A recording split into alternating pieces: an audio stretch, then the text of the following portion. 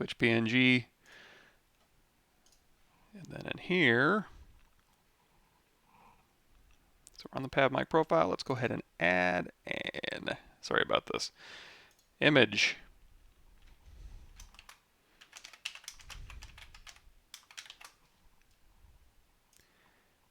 Browse to it.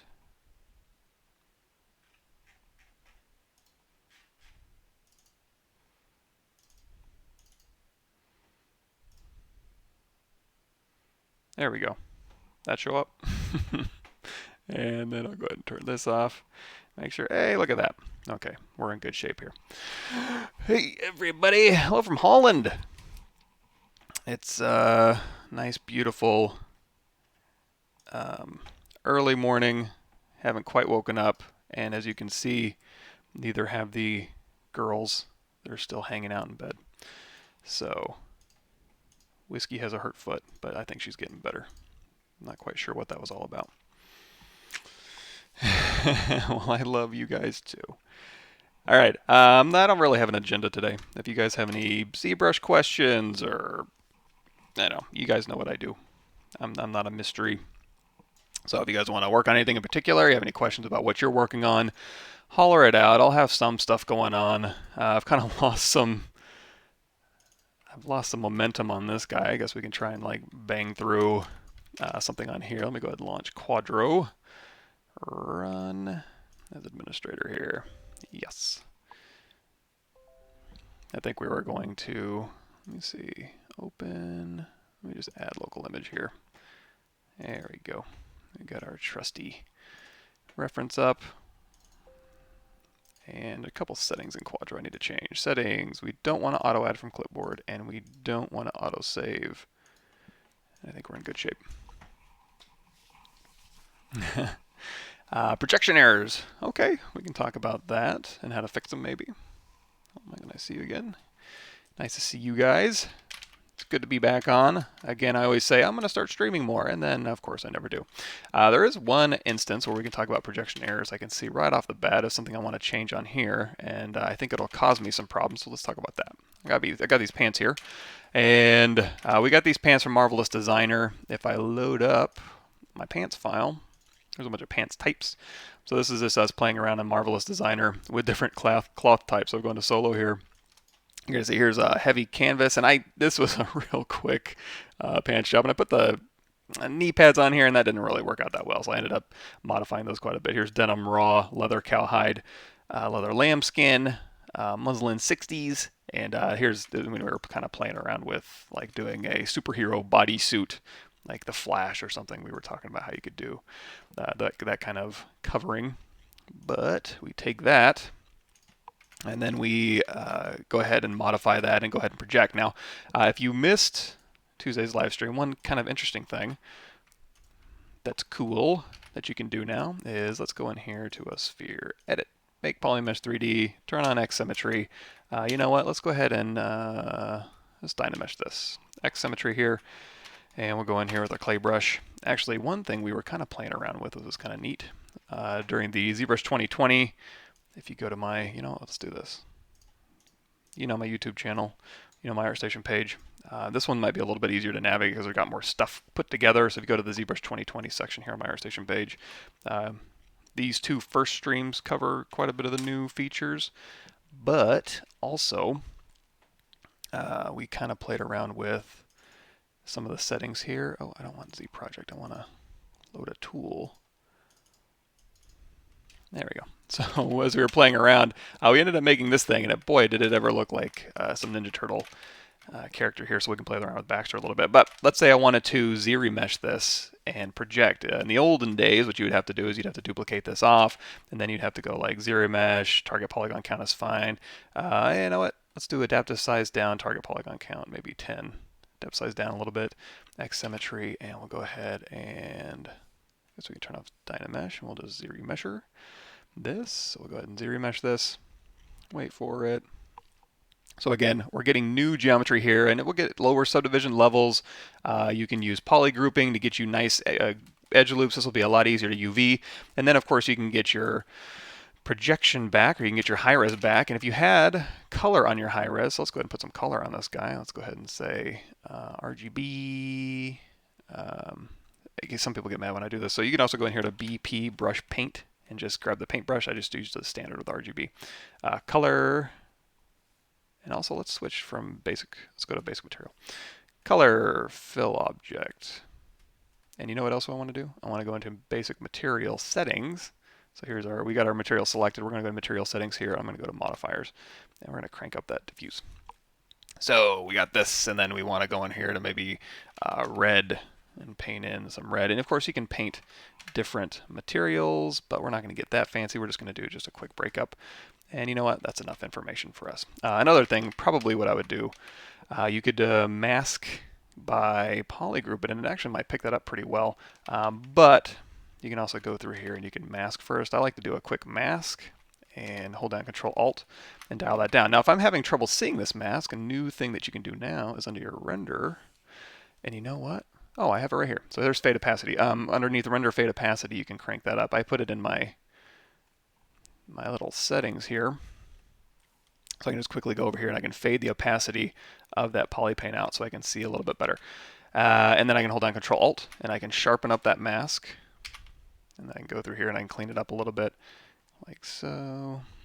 And in this case, you could probably use mask lasso or mask mask curve.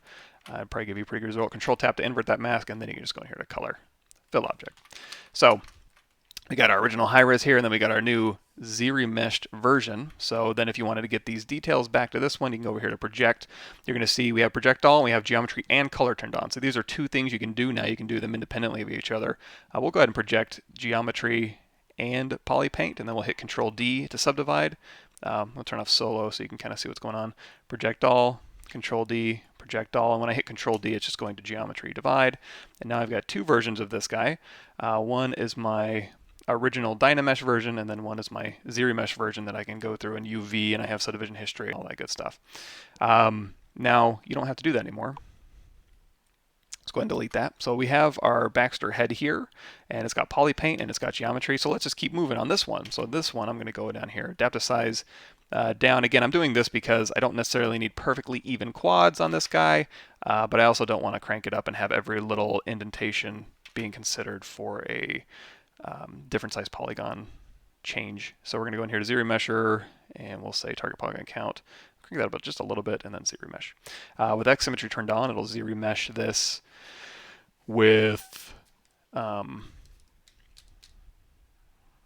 it will z-remesh it with symmetry turned on, so you can see perfectly symmetrical. Of course, there's the alternate algorithm. You can hold down Alt on your z-remesher and just tap that, and it'll give you a different midline if you ever have any problems. So we have our new z-remesh here, and even with the z-remesh, we can actually use history projection to get all of our details back.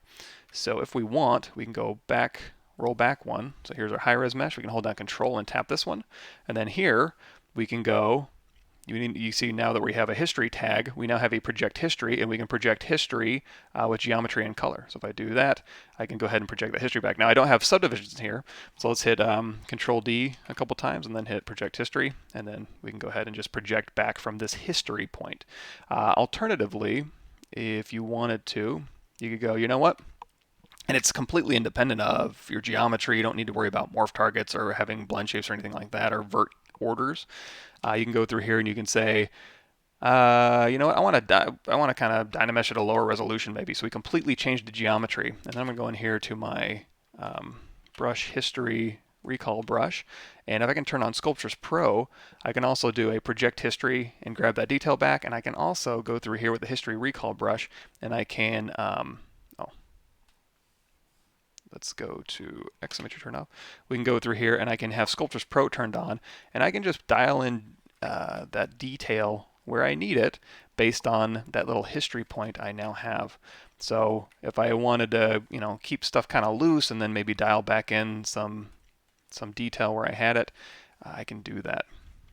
So you can do that with new geometry and z-remesh, and you can kind of pick and choose where your detail comes in, and it's kind of just a neat kind of way to kind of control exactly where you want your detail based on your history, and not having to go and make a separate subtool anymore. So you can just do that through your history now.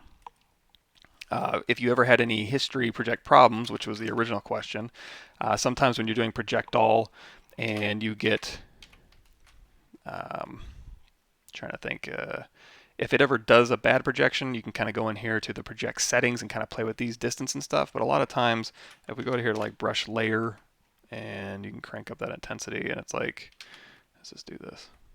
You'll sometimes get some things that you get some little marks that don't project very well.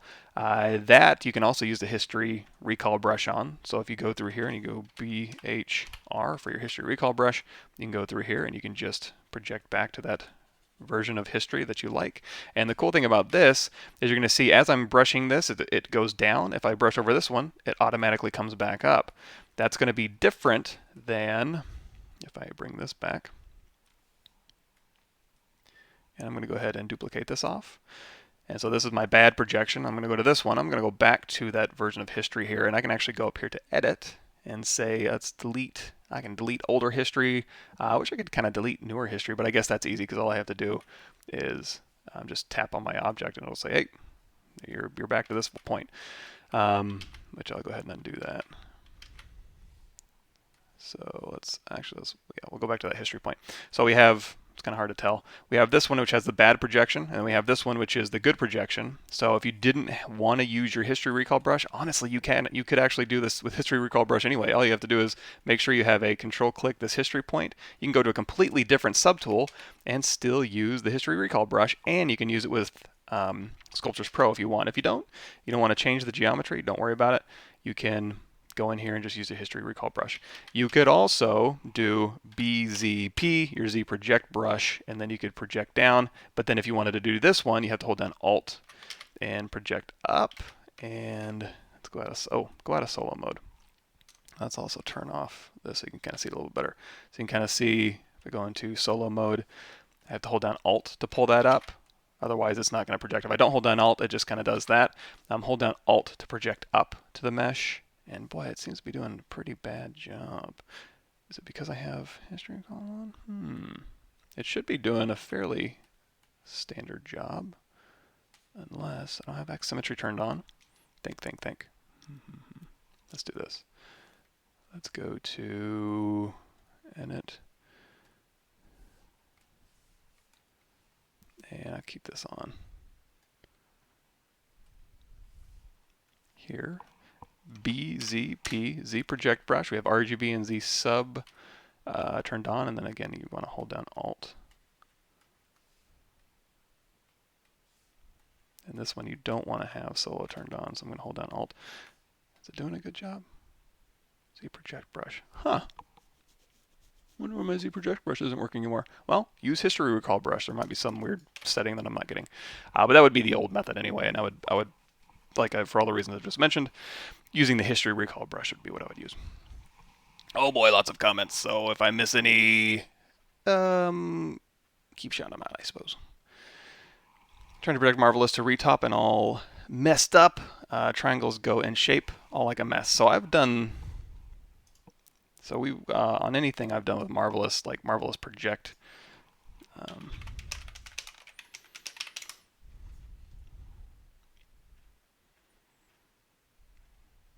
Trying to think, Z project and Z remesh on like this pair of pants. This might be a kind of a good one. But I mean, we can just do it real quick. Now you do want to be careful.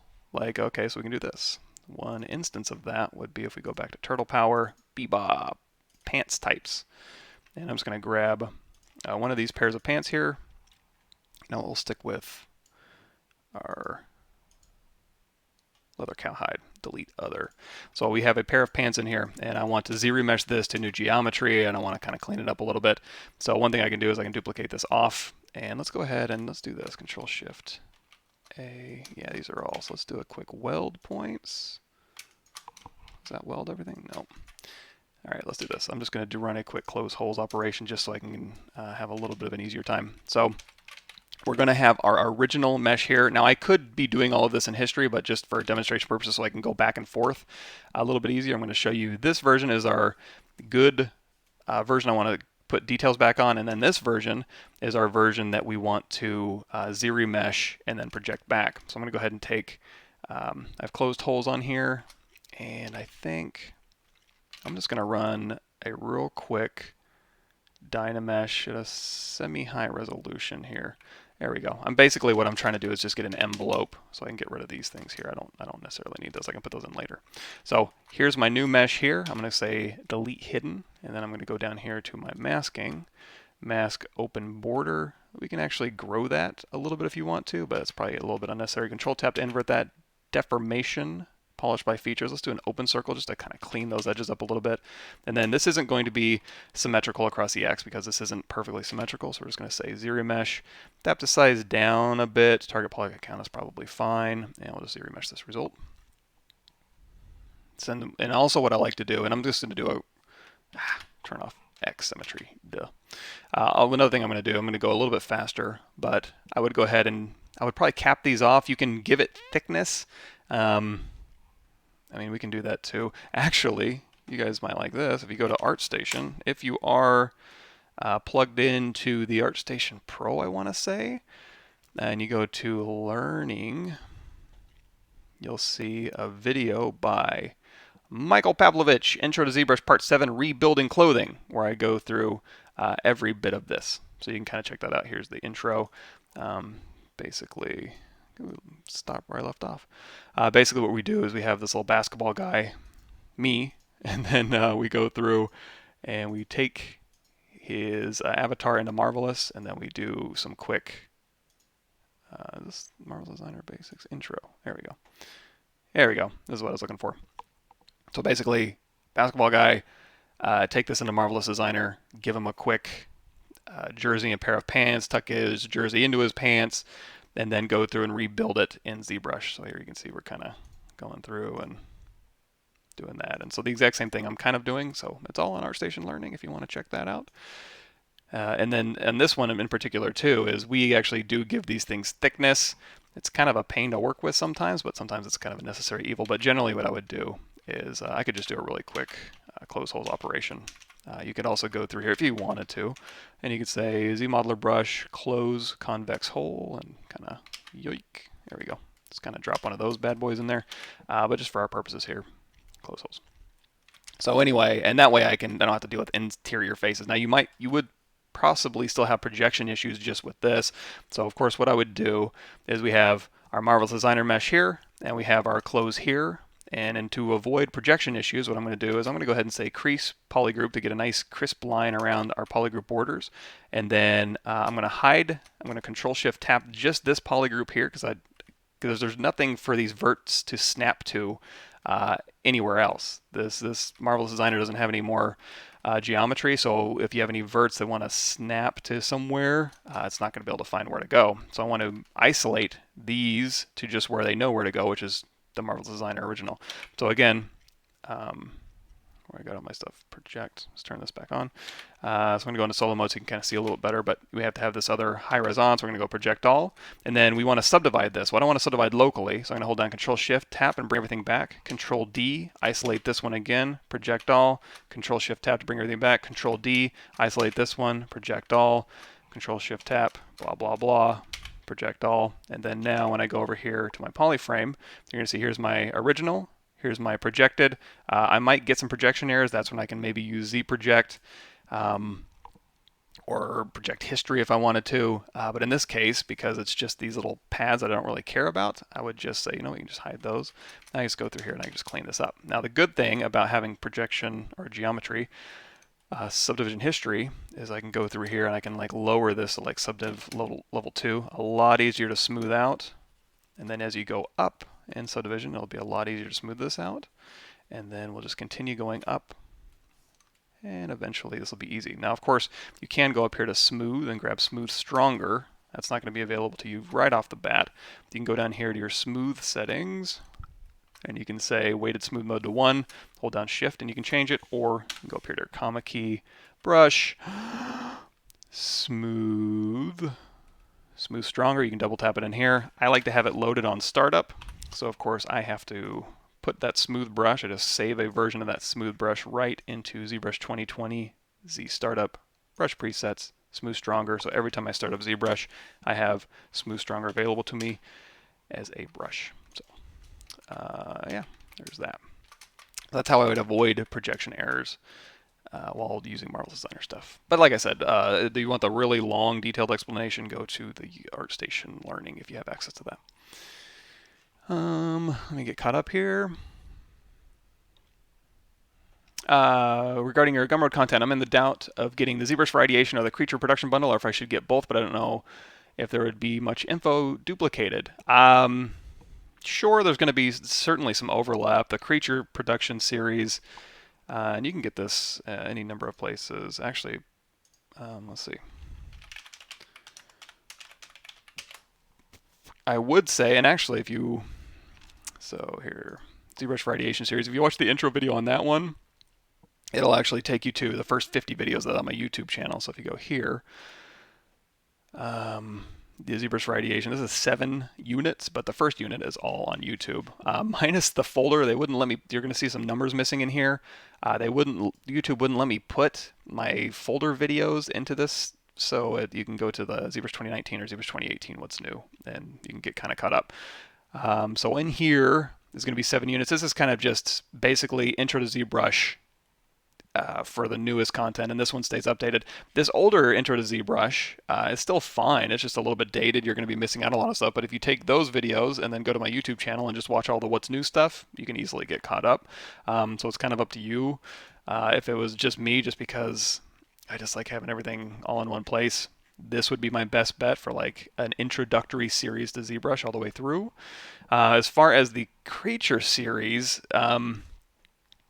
this is more focused on just making a creature and then taking it through the steps, and then also it goes a lot further. So here's where the part 1 is all the sculpting stuff, and then part 2 is like game resing and baking maps and UVing and then texturing. Again, this stuff is a little bit dated, but it's still, I don't think there's anything going into iRay and Octane, and I'm not sure if we went to Marmoset setup and lighting, so you know. But yeah, this is also, it's also part 1 and part 2. So if you don't care about the ZBrush part, then just get the part 2 stuff, and then you can kind of do that. Or if you only care about the other thing, if you only care about the ZBrush stuff, you don't care about the camera stuff, then you can just get that. Or don't get it at all. I mean, anything you on those videos you could probably do just by searching my channel. Realistically, it's just a little bit more organized, a little bit more thorough. Or anywhere on the web. I don't have any access to any secret information, so don't buy my stuff. Go just Google it. I have weird issues since I extend my undo history to the maximum. I extend the memory usage from ZBrush 75 set to 90%. Every time I try to save a Z project file, ZBrush automatically turn off the undo history. Is there a setting for this fixed issue? Ooh, maybe. This goes a little bit out of my area for expertise, but in the file settings here, there is an undo history you can check on. That is kind of nice with the history recall and stuff, but at the end of the day, it can kind of get a little bit weird for me. I'm a visual person, so I like to save iterations if I can, just so I know I have that physical geometry and it's not buried somewhere in an undo history line. And then again, like if I lose that undo history, oh no, that geometry, those vert positions are gone forever. So I like to save out stuff. I like to go to Tool Save As and just save a tool, and I don't deal with Z projects that much. For all the reasons you mentioned, and it bloats your history. Like another thing too is like, well, I like this version of the pants and I like this version of the pants, but then you got 75,000 different undos in there, and it's like, well, that's a lot of information in there that I don't need. I like to work a little bit cleaner than that. So undo history isn't my be all end all. While I'm in a session of ZBrush, it's nice, but it's not necessarily something I would necessarily translate to just being like, oh, this is how I work, and I'm going to load up these massive files with undo history lines where I click through and decide what I want and cross my fingers it all stays nice. I like to have a physical file. So maybe that makes me a Luddite or old school, but yeah, as far as the memory usage stuff, I mean, probably a ton of RAM would help. Is there anything in preferences where you can kind of tell it? Max threads, multi-draw. I'm not really sure, honestly. I wish I had a better answer for you as far as, oh, there's memory. Dock undo, tool undo. Min undo count, max polymesh. That might be a good one for like Ask ZBrush Twitter, or open a ticket.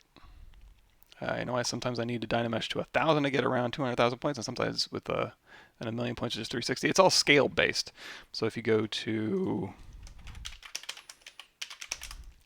it's kind of weird, and I'll show you a better reason for this. But Dynamesh resolution part 1, part 2, and then Dynamesh scale and resolution. This is probably better. Let me go ahead and say. Check that out. That'll explain it in depth. But at the end of the day, what I would do, if you need a lot more control or a little bit more consistency, we'll go ahead and take this Polymesh 3D here. There is a Z plugin you can download called Dynamesh Master. Where it is. Okay. Let me go one by one. Dynamesh Master. So here is Dynamesh Master. There's no instructions on here. You can't just click and see anything. But it is for 2020. If you want to download and install this, this is one that doesn't come with ZBrush by default. But of course, you know what? I'm not. Go to Pixologic download webpage and oh, YouTube. Why do you got to be like that sometimes? And then installing plugins. You can check that out. Copy link address. Oh, there's multiple ZBrush installation about plugins. And then in here, you can just tell it, hey, you know what, Dynamesh. Sometimes you have to go in here to use autoscaler. So if you want to be like, I want to make it 1.5 million polygons with 0 blur, and then just hit Dynamesh. That'll go through, scale it to what it needs to be, and then Dynamesh it to the resolution you're looking for. Line fill. Why does it look like Live Boolean is turned on while I'm working on this? And of course, you can always drop this down and then Dynamesh, and then it'll go through and re-Dynamesh based on the count you're looking for.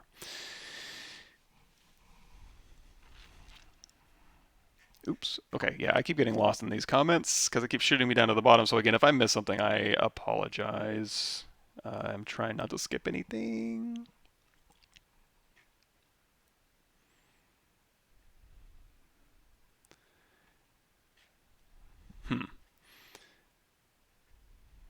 It's a nice hard surface topology in ZBrush. I go through probably ZBrush for whatever it's called, ZBrush for concept and iteration. It goes through all sorts of different things. Now I don't have like a hard surface especially, but also the sci-fi weapon process you can just check out. This is free. You can just, it's 42 videos. That'll give you a good start. It goes up through R8, I believe, so it's a little bit behind, but the new, if you'd want to get caught up, just go to the ZBrush 2018 what's new, ZBrush 2019 what's new, and if you want to see more there might be some more hard surface stuff in here. And the ZBrush, when I did the ZBrush Summit 2018, I went through and did a 96 demos based on that. So this is all mostly mechanical stuff. If you watch this, you can kind of see. And Dave Fancier did the backgrounds and stuff, and JP Eaton. But like this mech right here. Gosh, I don't know how to make this bigger.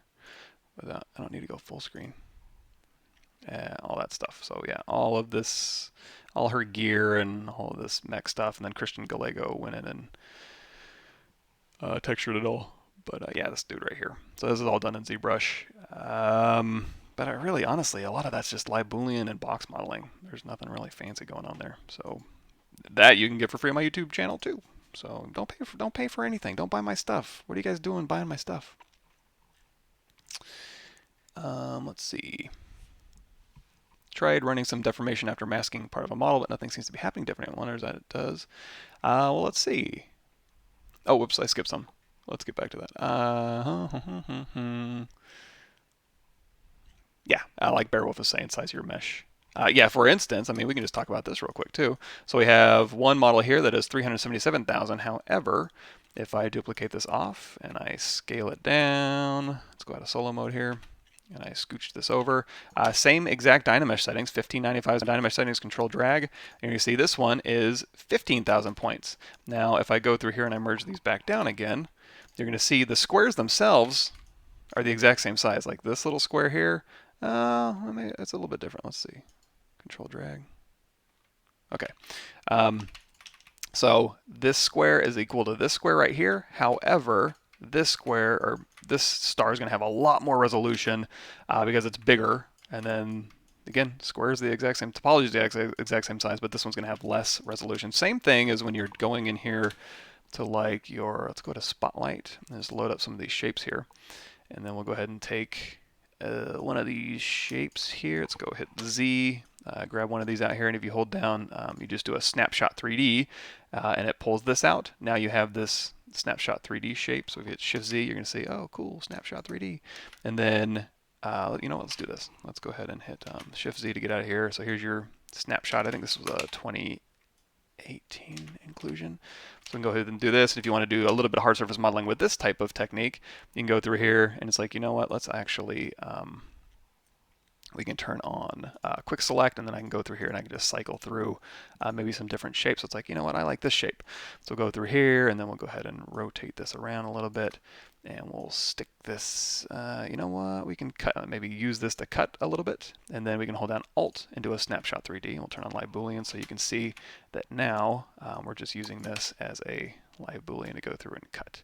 We can hold down Control Alt and we can mask this and just pull this through, and now we're making some weird hard surface shapes.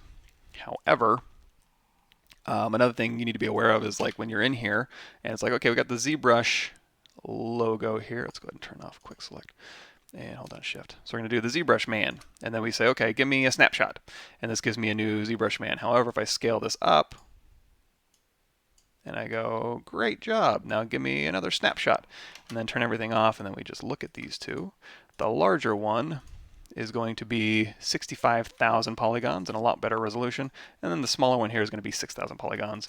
And his resolution gets a little bit goopy, because just the scale is going to capture more geometry information.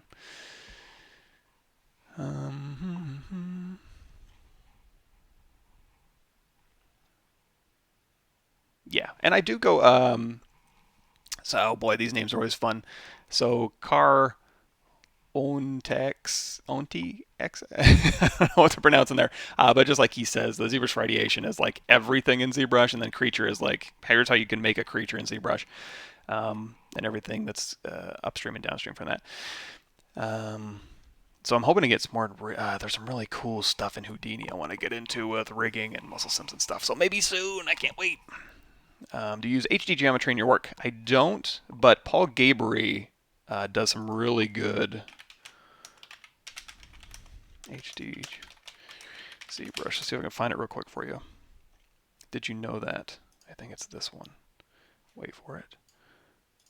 Let's go to YouTube here. I want to say, is this HD geometry one? Oh, if you can search for like Paul Gaboury HD geometry, I think he did as Ask ZBrush with HD geometry, and it was really, really good. But yeah, I never use HD geometry, so.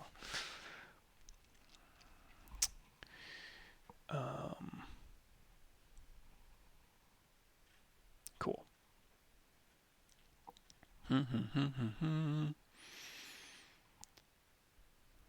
Cool. You tried making a skin-tight suit marvelous by loading the UV of the model. Does that work well?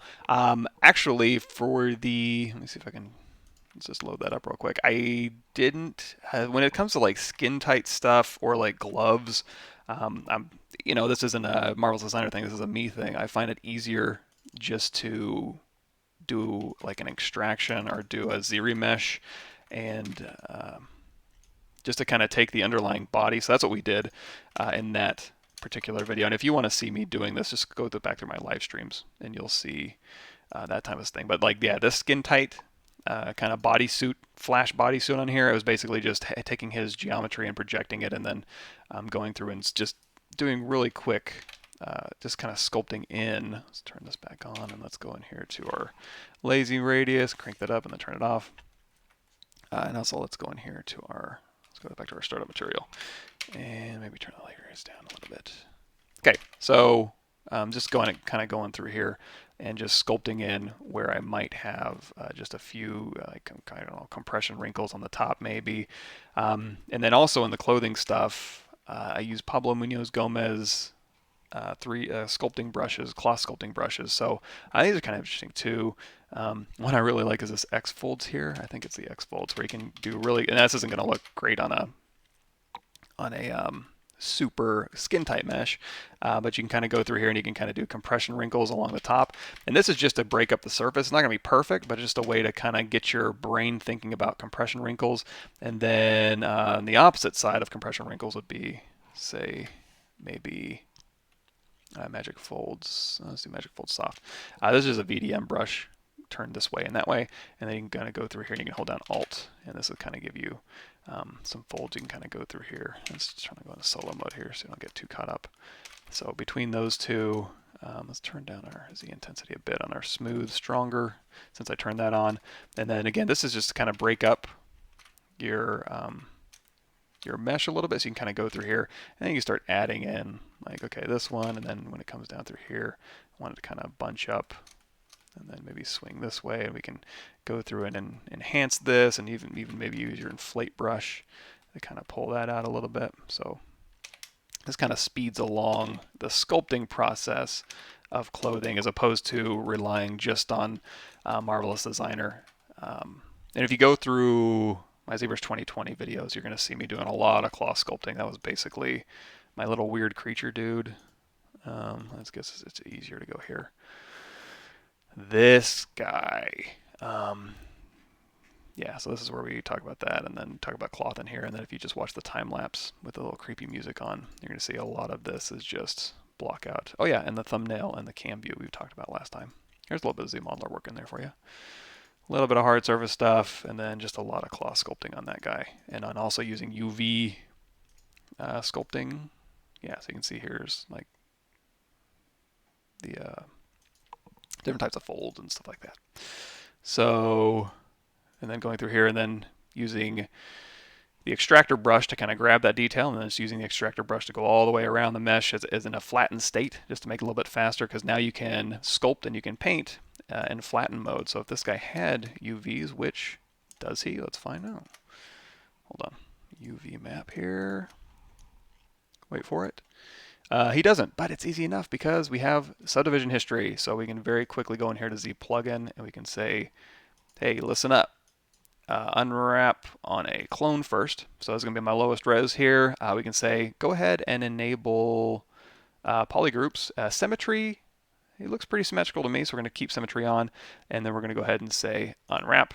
And then flatten to kind of check it. Looks right to me. We'll go ahead and unflatten. And it cut its seams wherever it's wanted. You want to check those seams, you can kind of check where it put its seams. If it's not ideal, it's like, oh, I didn't want a seam right down the middle. In the front, we can say enable control painting, and we want to go ahead and protect this area here. So I'll say ZBrush, leave this alone, and then figure out how to do your unwrap around that. And then you can say flatten a little bit better, go to unflatten, and then you can say check my seams. Hey, look, put it right down the back. Excellent, that'll work. And then this we can go here to copy UVs. Let's go back. Here's our high-res mesh, and we can just say paste our UVs right on here, and now we have UVs. If you don't believe me, we can go down here to texture map. Now, UV map, you can see we have delete UV and morph UV available to us, so we know we have UVs. And you can also go down here to create new from UV check, and this will tell you if you have any overlapping UVs or anything. It looks like they were pretty legit. Let's go and turn off polyframe so we can do that again. There you go. Anything red would be an overlapping UV. You're fine. So texture off, and then now we can very easily go through here if we want to start painting seam lines, which we made a brush my last live stream. I think we put it in cloth. Yeah, simple seam. So we made a simple seam brush. It's a very simple brush alpha, and this allows us to go through here, start a material. Let's go ahead and turn off poly paint. Sometimes it'll give you a poly paint. And then now you can go through here and just start creating seams. Now, let's go ahead and subdivide one more time and turn off RGB. There you go. So if I wanted to put seams in here, you can do that, and sometimes you can go through here and just keep turning this on and making these things. You can also go in here to your stroke settings and try doing turn on lazy snap. so it'll like snap from your last brush position, make it a little bit more of a continuous stroke. But it's also kind of a pain to kind of get through here, and if your arms are down too much, trying to get through your armpits and stuff. So what we're going to do instead is we're going to first, it might be a little bit easier if I go down here and I want to like sculpt or paint on my UVs. I can go down here and say, okay, let's morph our UVs out. And it's like, okay, oh, you know what? With this musculature on there, it's actually not bad. It's actually, you can kind of see what's going on. So if you very quickly just want to put some seams in here, let's go ahead and crank this up just a little bit here. So like here's where I want to put seams, and then here's, oops. Here's where I want to put seams, and then you can morph UV out of there, and then there's your seams. Right where you wanted them. However, sometimes it's a little bit more difficult to tell exactly where you want your seams to go. So we'll undo that, and we'll just do a quick poly paint. So we'll just go through here, and we'll turn on standard brush with RGB turned on, and we'll just very quickly kind of go through here, and we'll do. And you don't even have to do an entire line. You can just kind of, I think in the demos that they did, they were like, give me a little indication here, or maybe like in between. I wanted to go kind of in between here and then kind of end here. So you can be, oh, and you're going to see, I'm trying to like put a line next to here and it keeps snapping somewhere weird. That's because I still have my lazy snap on. So just turn that off. So here, and then, you know what, let's do something a little more interesting. Let's kind of go like, we could probably maybe put a seam here and have it kind of go up this way and then back around. And we would do this on Bebop's pants too, by the way. Kind of put this in here, and I'm just kind of giving myself a little border to stay within. And if we like that, and you know what, let's do one more down this way, just by, yeah, connect that up. Cool beans. So now we can go through here and we can say morph our UV. And if this RGB is too intense and we can't really see, you know what, let's do this. Go add a morph UV. I want to make sure I'm sculpting on the right side. Yeah. So I'm also going to go up here to my fade opacity, which we talked about earlier, which I left on. So that was, I was not doing a full res there. And then again, go back to our simple seam that we made. And if you don't want to have that, just go into your Damien standard brush and turn on, maybe crank up your lazy radius a little bit. And then you just go through here and just blow. Pop a big old Damien standard seam in there, or since we do have our simple seam, we can go through here and we can just very quickly just kind of, let's go ahead and crank that up a little bit. Yoink. Oops. Now going across his body parts might be a little bit easier not in Morph UV, because you're going to see if I'm going from here to over here, I might not match it up exactly. So pick and choose what's going to work for you. So we'll go ahead and unmorph those UVs. And if you ever find anything, let's go ahead and take our fade opacity, and you know what, let's get rid of that poly paint. Just go up here and say, turn that off. So if you ever get to the point where it's like, oh, you know what, actually, it looks like this sculpted inwards, I must have flipped it around and then that one sculpted outwards.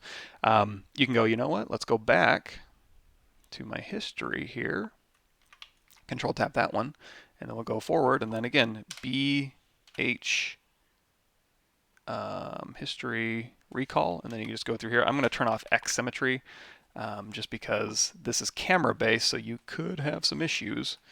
And we're just going to history recall this back. And then if I want to get this symmetrical again, because we do have subdivision history, you don't want to just mirror and weld. You're going to want to go, I want to keep this, and then we're going to go down here to our deformation.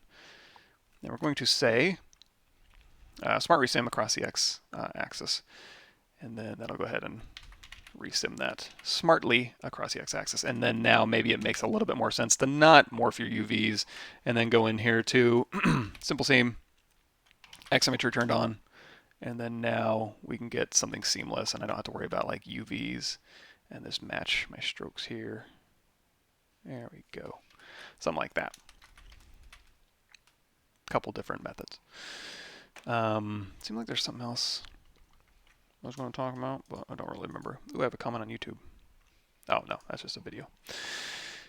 Marvelous Designer has a quad remeshing tool. Yes. So if you go through here in my playlists, I think, you know what? Let's just go home.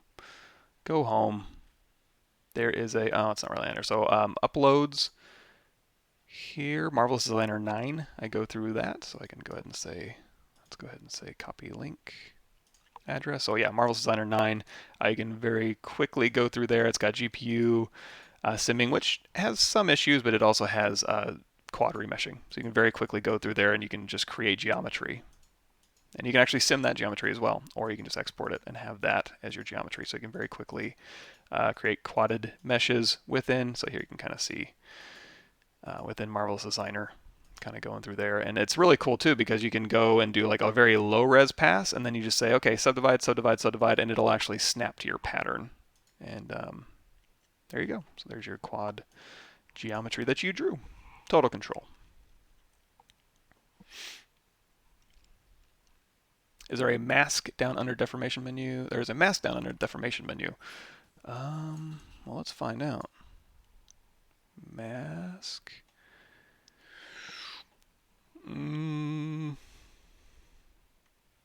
Oh, masking? You're talking about this menu here? Oh boy, it does a bunch of stuff. As far as like a deformation mask, that I'm not exactly sure of. Oh, there it is, this mask. Reapply with masked action. Transform, deformation. If any deformation adjusted on default. Repeat to other. Reapply with masked action. So, okay, it would mean, I'm trying to think of an instance on here where we would want to like repeat to other subtools, repeat to other mask. I would guess that these are somehow related. Reapply with masked action, reapply last action. So reapply last action to all visible subtools. So this would be something like if you hit unify and you wanted to repeat that to all your other subtools, you'd hit repeat to other. So you would hit unify once and then repeat to other, and it would just run unify on every single subtool, or repeat to active. That's just what subtool you have selected. Mask would be reapply last action with masked action. But I would assume that the deformation would leave that alone. I wonder if repeat to other ignores masking, unless you have that checked on maybe? I'm not really sure. Marvelous Designer UVs in ZBrush. If you export as an OBJ, it should import with UVs, I'm assuming. I don't really care about Marvelous Designer UVs, so I don't think I've ever done that, but we can maybe give that a shot. Portrait painting playlist, not necessarily an anatomy lesson, but maybe how to sculpt a face, male or female. Maybe. I'm probably not the best person for that. But yeah, I mean, hell, we can sculpt a head today if you want. We'll see if I can get to these questions. How do you export cloth or Marvelous with welded vertex? There is a weld option, but if it doesn't work, because sometimes your patterns, if you have interior cuts and then you have a pattern there, sometimes it won't weld necessarily, so you kind of have to do what we did earlier in the video. You don't have to, but you can use that to draw z-remesher stuff and just kind of create that geometry. I'm trying to think. You can also, there's a weld points in here, so you can go to geometry, modify topology, and then there is a weld points in here and a weld distance. You can try doing that, but that might cause some issues. But yeah, there's a couple ways around it, but they're kind of just, what's the word? Workarounds. Tried running deformation after masking a model, but nothing seems to be happening differently. I wonder what it actually does. Yeah, I'm not really sure. You know what? I've never actually noticed that button.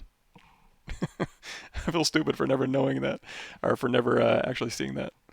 I'll have to check that out. Hello from Russia. People from all over today. How do you use HG geometry in your work? I don't. That would be, that Paul Gabriel video I was talking about. AC auto crop near the quick save at the top. No one has the answer to this.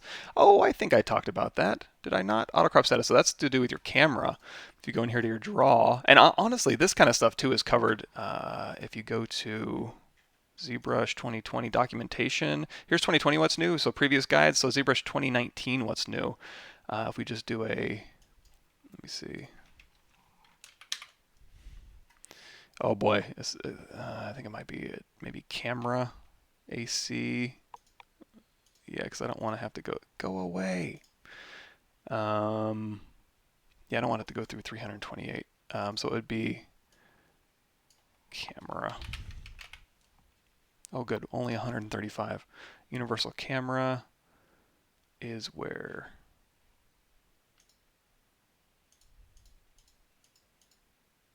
Universal camera 5. Camera settings and functions. AC indicator 83. Okay, can I go to 83 real quick? How do I use this? 83. There we go. So the AC indicator displays the status of the auto crop mode. When grayed out, ZBrush is using perspective camera. When not grayed out, ZBrush is using a crop factor. When zooming into your model, prefer to the auto crop section above. So if I remember correctly, here's the crop factor. So if I remember correctly, and I may not exactly remember this correctly, so if I go out of solo mode here, and we have perspective turned on, and by default, if we go in here to the draw menu, we have the universal camera turned on. It's also, it might be over here, I don't remember.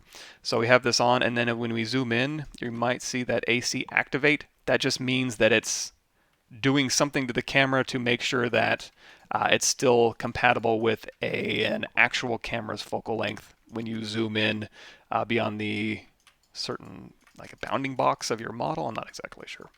I don't deal a ton with cameras in and out of ZBrush. I don't do a lot of camera work in here.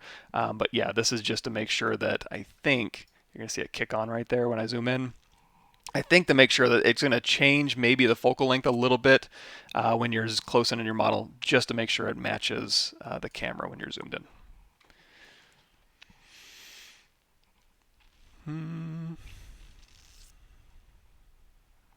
Yeah, Bertram, I'm not really working on too much today. The usual, like I don't have a super agenda today, so we're just kind of having fun answering questions. Thank you. Why does ZBrush crash if I hit reset all brushes button when I'm on the transpose menu? Ooh, let's try it. Okay, everybody hold your breath. Brush. Reset all brushes. Okay, that seemed to work fine. I'm not sure. Works on my machine. Let's hit Q. Alt S, standard, Dynamesh standard, yeah. All my brushes reset. I think we probably lost the ones I brought in. It's okay. Yeah, maybe. Are you on the latest version of ZBrush? Sometimes they'll fix bugs. Sometimes little bugs like that will get fixed on updates. So, has there been any update to HGeometry? They just forgot about it. Oh, they didn't forget. HGeometry is definitely used, just not by me. So it's. Oh, I mean, I don't know if they've updated it recently. I don't really keep track of HDGeo, but. Cool. Again, I'm just trying to get caught up. You try to get more than 7 million points of Dynamesh, it ruins the mesh, cuts the mesh in half, and makes holes in it. So that might be a limitation. There is an ASCII brush on that. It'd be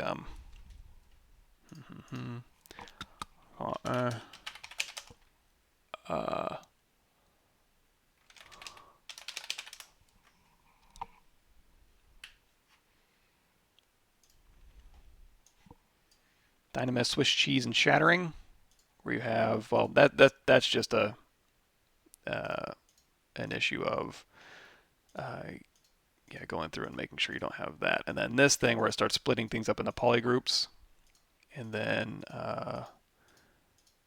doing some really weird stuff with your geo. I'll let Joseph Drust explain that one. Okay, scroll back up here. And again, if I miss something, I apologize in advance because I'm doing a lot of scrolling right now. Okay, back where I started, I think. If the mask option is turned on, then repeat to active or repeat to other will take account of any masking applied to each subtool. If the mask option is turned off, then masking is ignored. There you go. Thank you. Cool. Yeah, excellent. Good to know. Did not know that. Recommend a great 3D printer under $400. I do have a recommendation on that. I don't actually 3D print anything. I have people do that for me, but my friend Christian Gallego at work does a lot of 3D printing, and he gave me, he uses this thing. Pretty sweet deal. I think it's in my wish list. Let me check. Now again, 3D printing is one of those things where like I'd love to get into it, but oh boy. I gotta pick and choose my battles. Oh god, I gotta sign in. Come on. Really?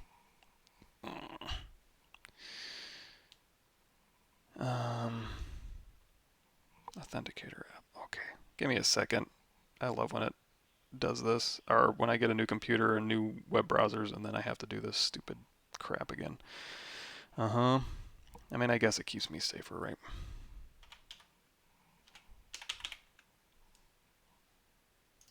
Hold on. Let's let it cycle back around. Okay. Anywho. Yeah. Okay, so this thing. Oh, wow. It's actually cheaper than I remembered. Anycubic Photon UV LCD 3D printer.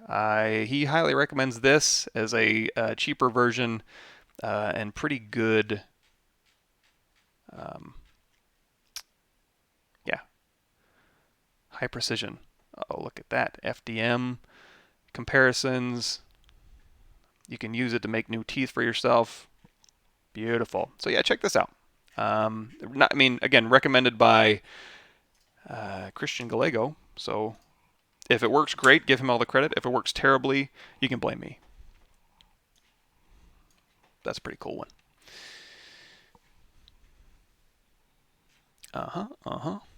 Pablo Gomez. Yes, zbrushguides.com. Sorry about that.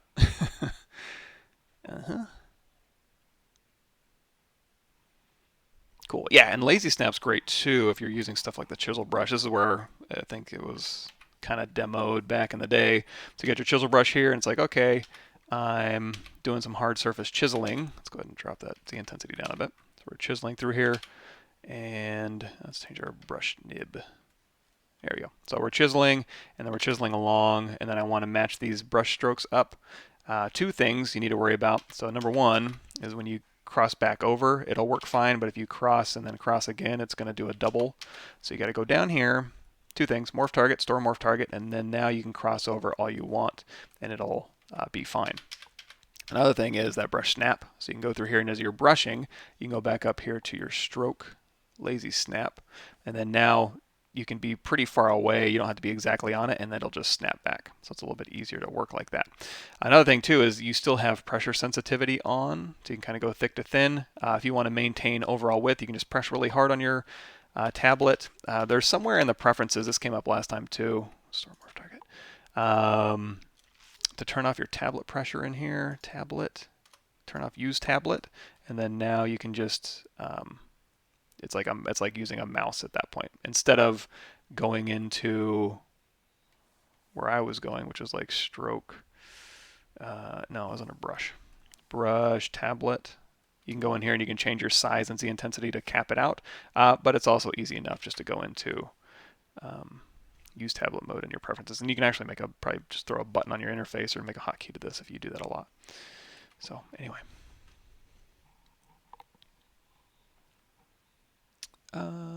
Cool. Thank you for the kind words, Alban. Still struggle mastering curve. When a curve is traced, I keep adding a new tube while clicking instead of just editing the shape. Also, how that I would use a mouse for. If I have that same problem too. If I use my Wacom pin, if I use a mouse, I can very quickly just kind of go click, and it'll just do a little bit of an easier job on that. How can I split or hide the base tool, but keep the curve? You should be able to do that. Let's try. So we have a cylinder here. There's possibly a couple different ways you can do this. Make Polymesh 3D, go through here and just say stroke. Actually, let's be a little bit more creative than that. Let's go through here and say slice. Put a slice through there, and then stroke curve function. You can do open borders, but you can also do polygroups here. So we have a curve on there, and then yeah, brush curve. Let's do brush. Oops. Brush insert. Let's go into our curve brushes here. Hit M, and I want to say one of these hoses is broken. Let's go ahead and crank that up. Yeah, this one. Silly. Let's say hose 1 maybe. The weld isn't turned on. Okay, if you want to fix that, by the way. I'm here to brush. And oh boy, I'm getting lost. Unmasked. Nope. modifiers, and we're going to go in here and we're going to turn on weld points. Now, those will go ahead and get welded for me. Go ahead and change that size here. Also, depth, if you want it to be embedded a little bit better, we can go in here to depth and we can change that embed depth down a little bit. So there we go. We have this. Now I want to split off this object but keep my curve. A couple different ways you can do this. You can go down here to the sub tool and you can go down here to split. You can say split mask points or split unmasked points. So if you split mask points, that'll split that down there. Now you are going to lose your curve in that case, but you can go in here to stroke and just reframe it if you want. In the instance that you have something you can reframe. If you don't, so we'll go ahead and delete this, and then we again put that hose back on there. I want to say, let's try, you can do a visibility hide point. So that'll go ahead and hide the mesh. And now let's say if we do a split hidden, here we go. So underneath visibility, there is a hide point option. And that'll just hide everything that's unmasked. And then you can just go ahead and do a split hidden in here, and then that'll leave your curve behind. So we've gone through and we split this off. If you turn off solo, you can see we split that off into its own subtool. However, we have retained our stroke here. So we can go back in here to, let's go into hose, brush, curve, nope, brush, insert, curve, M key, necklace. There we go. Put a little necklace on there. And then, again, hide point, split hidden. You're going to see my custom menu. I have them right next to each other because I do that. As opposed to going visibility, hide point, let me go blind, and then split hidden, and then let me scroll up and down this 10-mile long menu. Make your own custom menu. That's the thing that kills me too about like, oh, ZBrush's interface. It's like ZBrush's interface is only going to be as good as you make it. So if you don't like it, go in and change it. I understand the argument for like, well, it should be like every other 3D program, but it's not like every other 3D program. And you know what? Good. Because if it was like every other 3D program, then just use something else, you know? Have fun with ZBrush.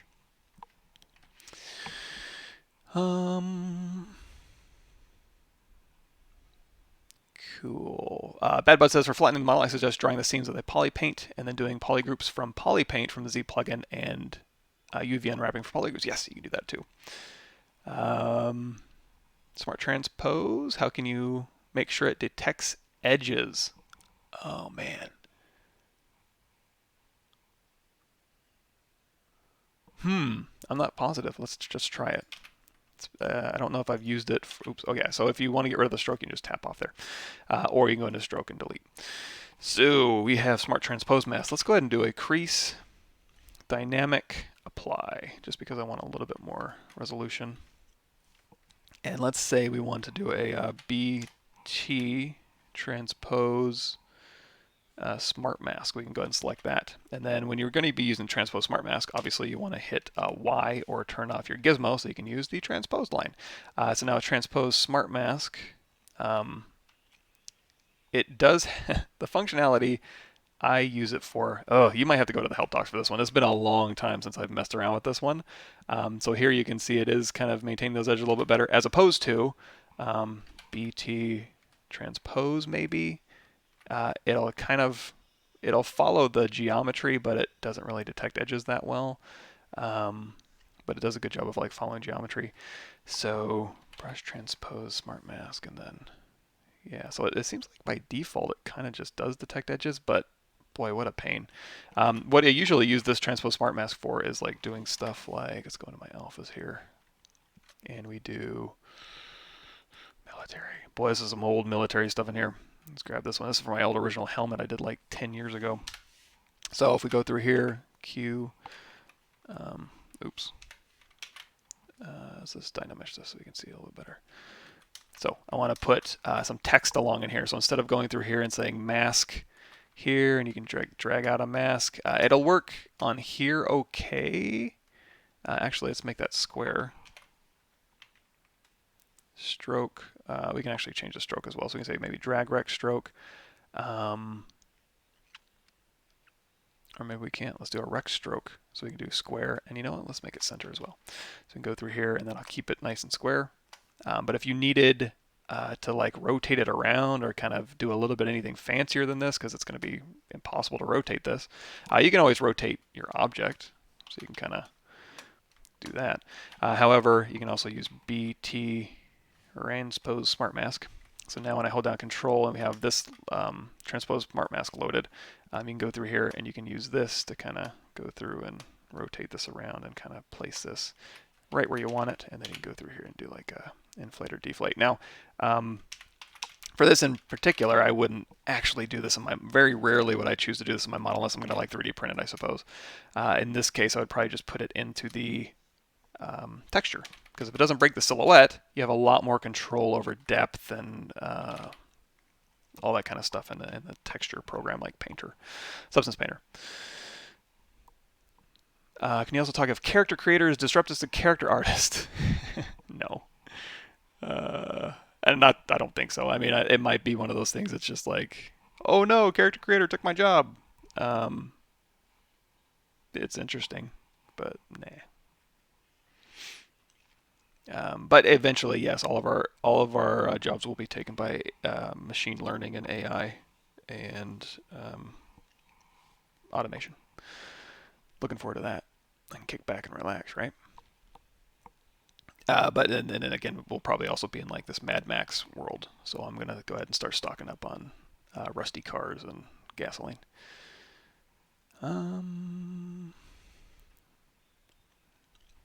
ZBrush making holes, Dynamesh. Yeah, that's on thin meshes. So yeah, you kind of want to avoid it. It's especially it will happen. Let's go ahead and turn this gizmo back on. If you're working on like this kind of stuff and you go in here with your clay tubes or your clay buildup, you're like, I'm doing a great job, and then you Dynamesh. Let's go ahead and turn this back to dots here. And you're like, oh, I'm a big dummy. That's where just be careful that you have under your clay tubes brush, under auto masking, backface masking is turned on, so it'll ignore any polygons it can't see. So now you can go through here and you can sculpt all you want. Yay, it's great because I'm not pulling those through or getting really thin.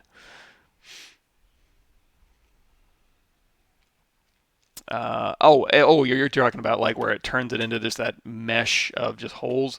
Yeah, sometimes lowering that Dynamesh resolution, because what will happen is you'll end up with like a little, because Dynamesh can get some pretty nasty geometry going. It'll have a little piece of geometry. You can also maybe go in here to like geometry modify topology close holes and then re-Dynamesh maybe, but you're right, lowering resolution and then projecting back might be your best bet. Is there a way to mask out all the previous brush strokes, like mask all holes created by a brush stroke? So brush stroking and masking at the same time. Yeah. There's a workaround in my head that seems like it would work. You can use the extractor brush, because with the extractor, well, with any brush, you can create a texture and then you have it roll as you use it. So you could set up a brush like this, I suppose. Let's say, okay, let's go ahead and crank the intensity up. We're going to make a little divot here, and also let's use RGB. So we're going to go through here. We're going to say color, fill object, and then over here, we're going to say, we just have that selected, Z at RGB. We can go ahead and do this, and we'll make a little red dot, and then Shift 1, we'll do replay last relative, so we can go ahead and make some more red dots here. Then BXT for our extractor brush. Go ahead and make the brush size just big enough to get it. Hit G and then just roll right over this detail, and you're going to see it's going to give me, it's going to give me height information and this. If it does anything weird, just remember it's capturing from the beginning of history, so Control tap that last one and then hit G, and it should give you the latest, because it actually does have a little bit of a deeper functionality. Here we go, you see, where you can actually ignore certain features and just capture the last couple things you created, but it's all in there. So we have our captured information here. So you could conceivably do something like this, where it's like, okay, I want to go through here, and all of these brush strokes I want to have masked out. Let's go ahead and change that focal shift. I always thought focal shift is down by default a little bit. Let's hit Control D and crank up that Z intensity just a bit. It seems to be capping something odd.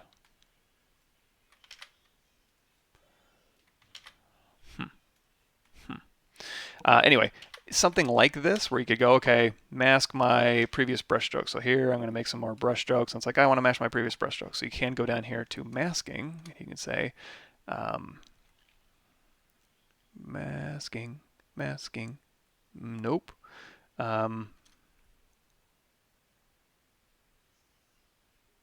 am I crazy? Mask by color. Mask by polypaint. And then go in here and, oh, it's on the other side.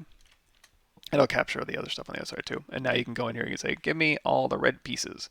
If you want to hide your colors and hide your mask, oops, let's turn this to white. Oh, I can't. Well, let's cancel out of that. Go to white here. And then we're going to go to mask by polypaint. And then we want to say, okay, this red one, we want to mask all these. We don't need to hide our mask. So this is what I'm going to mask. If you want to see it a little bit better, you can turn that off. You can hide your colors and hide your material so you can see exactly where that mask is going. You can change the tolerance in here, or you can also go through here and you can do, you can, if there's like a little bit of blurry red you also want to capture, you can turn that and add that as well. So you can kind of go through here and make these masks, and then you can hit OK, and then that'll be masking your last strokes. I know it's probably not exactly the most elegant solution, but off the top of my head, maybe something like that. So Gun from Resident Evil 2, as far as heard read so far, everyone says for games we should avoid chamfer bevel on the edges, but what I see in here, it looks like the edges are beveled. Is that correct?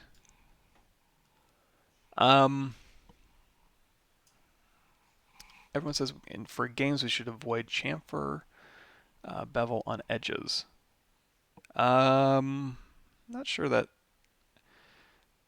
I mean, yeah, there's certainly instances where you would want to avoid that, but it kind of depends on.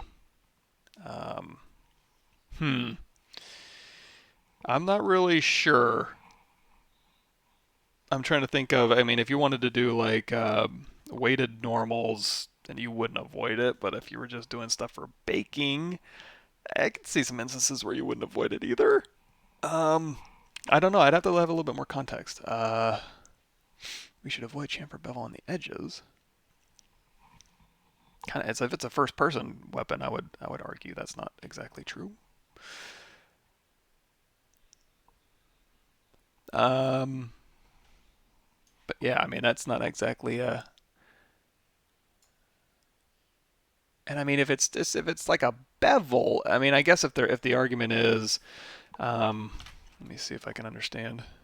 So like for example, let's just grab cylinder, edit, make Polymesh 3, go to white. So we want to go through here, and we go through here and we bevel. Or we can go through here to like insert multiple edge loops, interactive elevation, and then we can kind of pull this out, kind of round it off a little bit. Yeah, I don't know. I'd have to see exactly what you would be trying to avoid as far as like on the game res or the high res. I can see an argument for both kind of using bevels. Now bevels. And also on the low res, on like a third-person weapon, if you wanted to like cut along it, because you wouldn't, if you're this is here and then you had your game res, you'd want to like put a seam along here to bake your normals to. Yeah, I don't know. What do I know? Why is no using remesh by union instead of Dynamesh when preparing for printing? Maybe they don't know it exists. If you don't know it exists, you can go in here and you can do a remesh by union, and then any pieces you have together, we'll go ahead and Boolean these things. If you did want to clean this up, or maybe on a 3D printing anyway, you can go down here and you can go into like Sculptris Pro, and you can try to get these things to resolve correctly, but you might have a little bit of a hard time, in which case just going in here to Dynamesh and evening your geometry out is probably your better bet. So it negates the union. I want to say like when remesh by union was introduced, the Chaos Masons guys, I think, were using it for the 3D printing stuff. But probably it's one of those things where just nobody knows it exists. Like many things in ZBrush. And hi, Crimson. Is there a way to weld one part without dynameshing like that in ZBrush with a brush? Is there a way to weld one part without dynameshing like with a brush? Oh, like, okay, you have two separate meshes here, and you wanted to weld these things together just along that seam without dynameshing them together as separate subtools.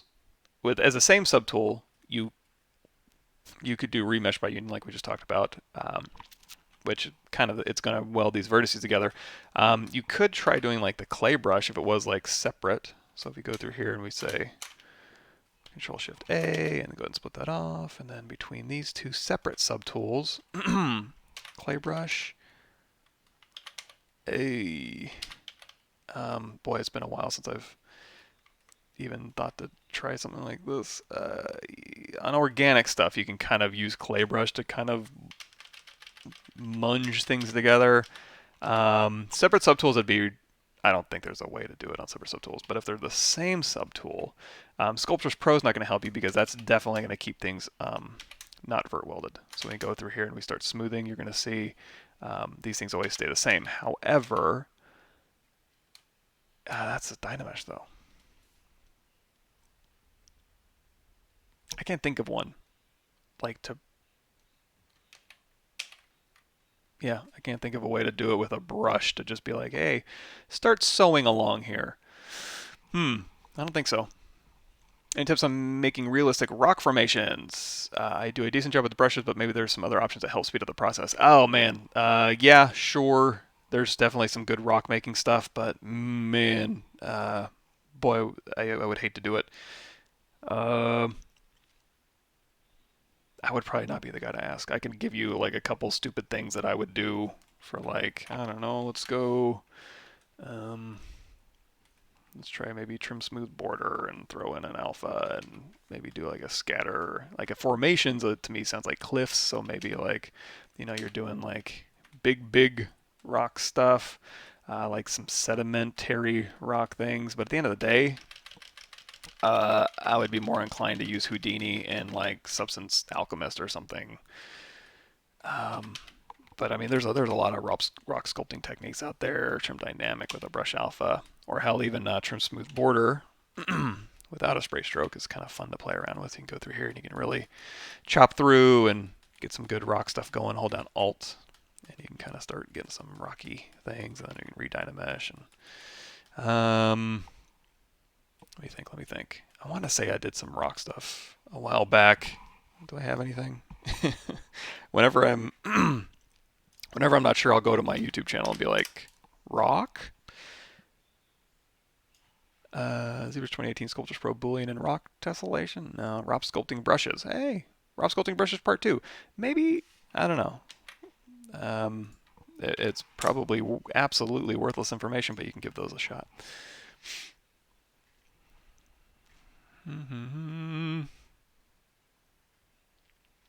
Oh man, okay, I'm getting lost again. Every time I post a link, it shoots me way back to the top. So, what are we going to do when the AI takes over? Yeah, exactly. What are we going to do? We're going to band together.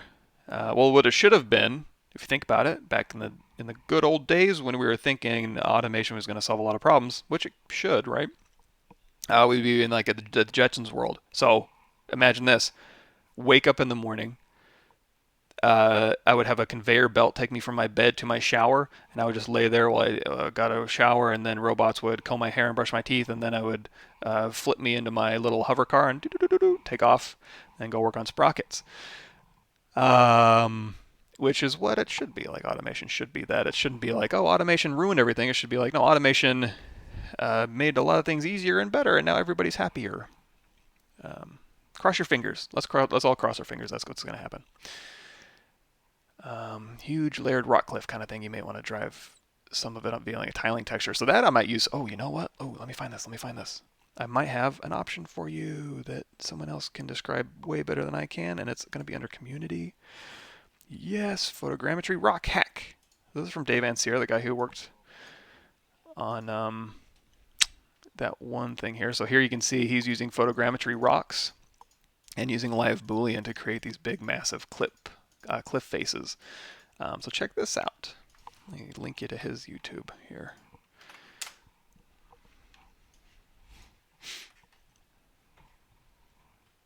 Okay, back up to the top.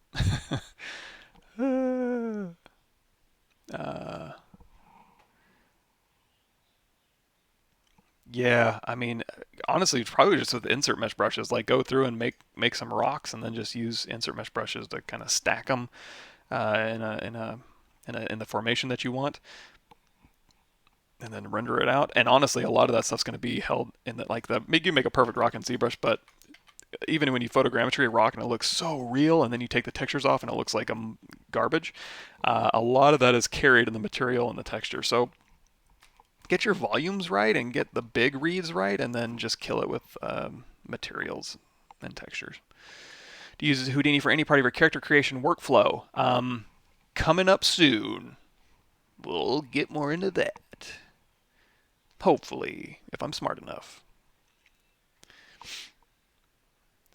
Okay. Oh man, I missed a bunch. Okay, I think I'm caught up. What would you? Making a drill bit. Spiral bits are doing my head in. So there is a couple different ways you can use. If we go in here to, what am I looking for?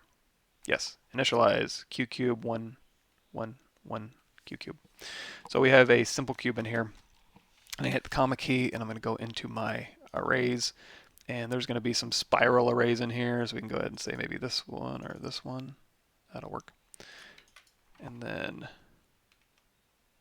hit the comma key to get rid of there. So now one thing you can do is you can use array mesh to kind of do a spiral, and you can play around with your array mesh settings to give you, just if you don't want it to taper, you can change all that. But what I'm going to try to explain, let's hit Control W, and then on either, let's go ahead and turn array mesh off.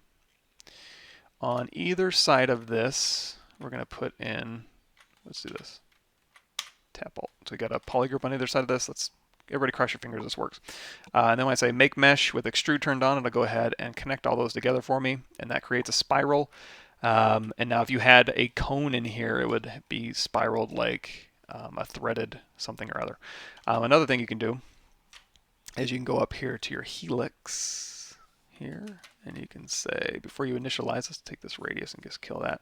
So you can use this as your spiral. Now you could use this as your modeling thing. So if you wanted to say make polymesh 3D, and then go through here and be like, let's polygroup polyloop here, and then isolate this and delete hidden. And let's go ahead and get rid of these. Let's hold down Control Shift, go and select lasso. Get rid of these ones here. Actually, let's do this. Let's do group by normals. Isolate just the green one here, delete hidden, and then QMesh polygroup all. Or even better probably was we do maybe an inset polygroup all region. Or, you know what, let's do this. Let's give us a little thickness first. QMesh polygroup all. And then inset polygroup all region. And then QMesh polygroup all, hold down Shift. And then maybe we could even slide edge loop complete, maybe? Cross your fingers. Doing something weird up here, we can always delete that later. So you can kind of control that a little bit more. Of course, if you want to get rid of all these, you can just go through here and you can say just collapse poly loop, and you can collapse it to the middle and collapse it to the middle, get something sharper. And then now you have like a threaded something. If you wanted to bridge these, it's like, okay, that's fine, but I want to have these bridged. You can, ooh, let's see if this couldn't possibly work, but let's try it. Brush, curve bridge, no, this wouldn't work. Make sure stroke, your open borders are on. Yeah, because that grabs everything. But I still want it to be like, hey, what if in a world? Yeah, I mean, it would really suck to go in here and say, bridge, edges, if you wanted to make it like a contiguous mesh. At this point, probably I would just keep the thickness on there, and then just put a, like this, Sub Tool, append. Okay, I'm trying to talk better, so because when I start talking like this, I start getting really vocal fry. But if I talk like this and I use my belly to talk, I can kind of avoid that a little bit. So I'm gonna, but again, I'm tired. Like, I shouldn't even be awake right now. So that's why I start talking like this, because what am I doing with my life being awake this early? Crease, dynamic, scale it down. And then here, let's go ahead and let's turn on dynamic for this. And then maybe we can even do like a crease PG. I don't know, something like that.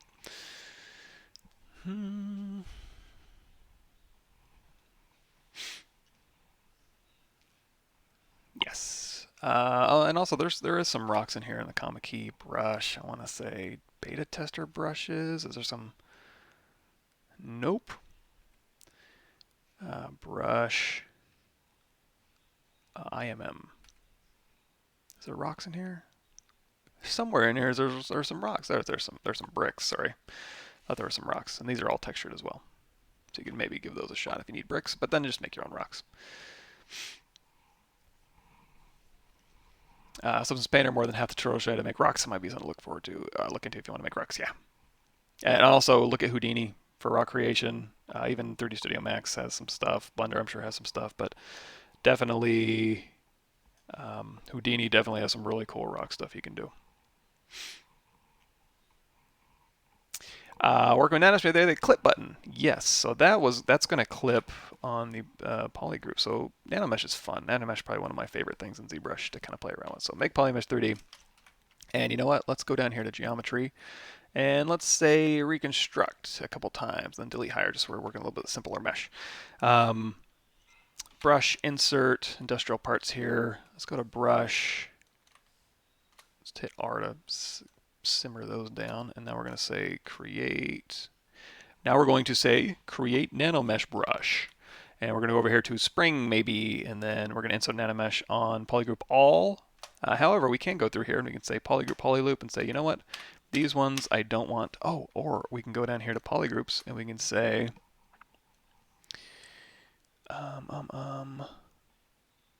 oh, where was it? Was it under Nanomesh?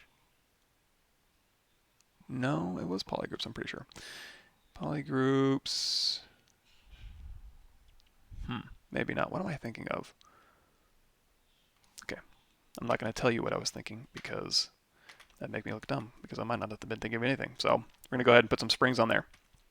So now we have these springs on there, and then we're in our Nanomesh. And so we go here, and if you put it on fit, it'll fit it to there, and then you can say maybe change your size to 1.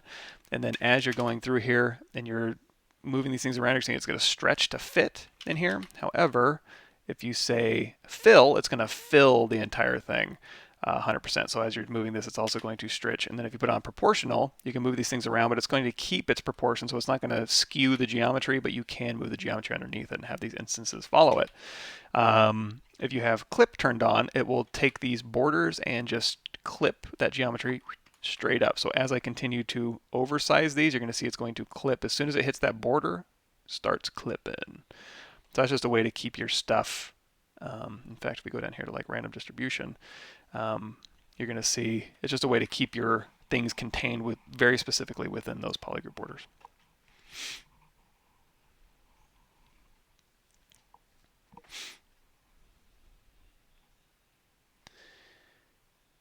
Chamfer bevel thing, a normal thing for objects and weapons so we get better light fall off and such. Maybe. You know what? Let me open up my Discord. There's a... Oh, I don't have Discord on here. Okay, let me just log in real quick. I'm just going to open my browser real quick. So I have a Discord. Bertram knows about it. But there's also... Oh, man. Hold on.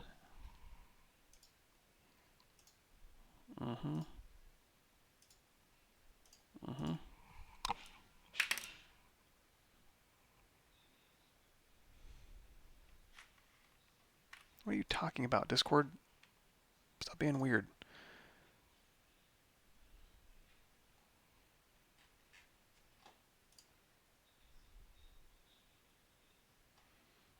Okay, apparently... okay, let me just download Discord because it's doing some weird stuff on the... Okay, while I'm doing that, I'll keep answering questions. I have a Discord to send to you guys too. Posting for me is the hardest thing ever, especially with clothes subtool. So that would be actually coming soon on ArtStation. We were just talking about, we go through and we pose that little basketball guy out, as well as, hold on.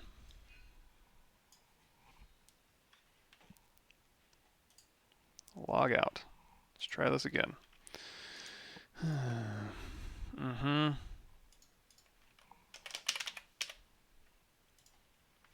Goodness. Yes. And then Discord is going to rake me over the coals for... Yep. Okay. Discord, A, B, C, D.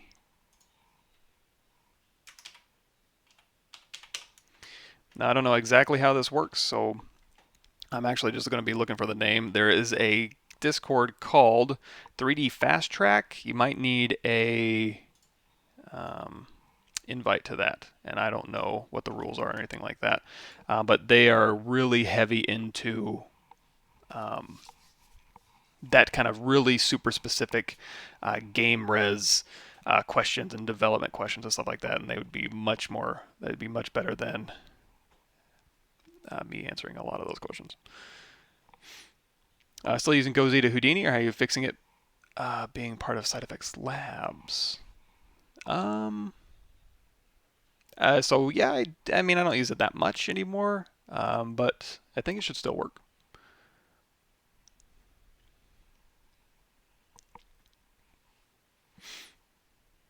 Inside mesh, yes. Remesh by Union will get rid of your inside meshes too. Yeah, definitely check out Remesh by Union. I think you'll get a kick out of that. Sorry, I'm talking weird again. Talk normal, Mike. Project from your guts.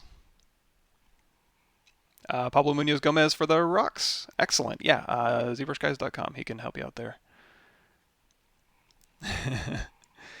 Hollow subtools for printing with Dynamesh Create Shell. Is that even up to date? Doesn't handle the 3D printer software anyway. There's a couple different ways to do that. One of the ways is with that shell, and actually we did that yesterday. Let me find that real quick. Live stream. Shh. Mike. Shh. So we were going through here and we were doing, yeah, this guy. We were talking about thickness and draft angles and stuff like that. So we did,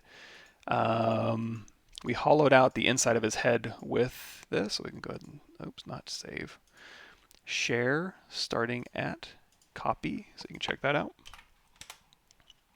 And then there's another way you can do it, which would be, let's do that. I'm going to go ahead and say load from project 2020 C projects anime head. Bam. So we got an anime head here. And we want to hollow this thing out. You can use the Dynamesh shell with that link I just sent out. Also, we can try doing maybe a duplicate. And on this one, let's go ahead and say this neck here. Let's go to Mask, Lasso, Control Tab to blur that a little bit, and hit W. And we'll just go ahead and say, do I need to be off of Transpose Mart Mask? Nope.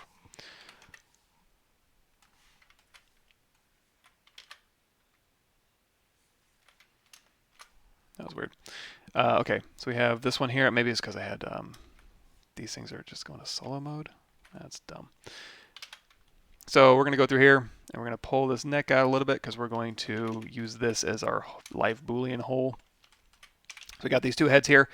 This bottom head here, we're going to go into live Boolean. We're going to make this subtractive. So now you're going to see, oh, that's a result we're getting pretty terrible. However, we can always go down here to deformation. There's a couple deformations we can try. We can go down here to deflate, which is actually inflate negative. And that'll give us some thickness in there. We can also maybe try inflate balloon. And then, so now if we do two live booleans, let's see what kind of result we're getting. So we're going to go ahead and say append a cube. And then with this cube appended, when you append anything, you don't have to make it a polymesh 3D. It does automatically see PM3D. So we can take this W and we can move this over to the side and we can scale it up. And then now we can go over here and we can say subtractive. Turn that off. And now you can see this is the thickness that we're getting. So this is another way you can do thickness. And the other cool thing about this is you can go through here and you can just use your move brush if you want to go through here and do this. Now what would be really cool is if you could analyze this result as you're working. No, because it's polypaint and this isn't actual geometry yet. It's live Boolean, so it's not real, which makes it super powerful. But what we could do is we could say, you know what? Let's go ahead and turn that off. So we do have the hollowness that we need, and I'm going to look out for some trouble spots. So it's like, is there anything that's going to be causing me problems? Looks like inside the ear. maybe, because when you start deflating, it starts doing some weird stuff around here. So what I might do with this and around the neck here, so what I might do with this one in particular is I might say, you know what, let's go ahead and turn on Shift, Sculptors Pro, X Symmetry's turned on. I'm just going to clean up this little stuff in here. Any problem, tip of his nose, the edge of his neck here, I can just take the trim curve and just go, be gone. And then there we go. So now we'll go out of live Boolean mode here. Oops. Look at that. Nice. So now we got a nice Boolean here. Cool. Cool beans. So now if we want to play around with this, let's go ahead and say Boolean dynamic subdivision, make Boolean mesh. We don't need dynamic subdivision. We didn't have any on. And then have it ignore me because I have solo mode turned on. Make Boolean mesh. And then you mesh head. So now we have a mesh with thickness, and you have control over the inside and the outside polygroups. Totally neat. So now this is where we can go in here and we can start analyzing this thickness on this thing. So we're going to go in here to our polypaint menu. Let's close some of these down.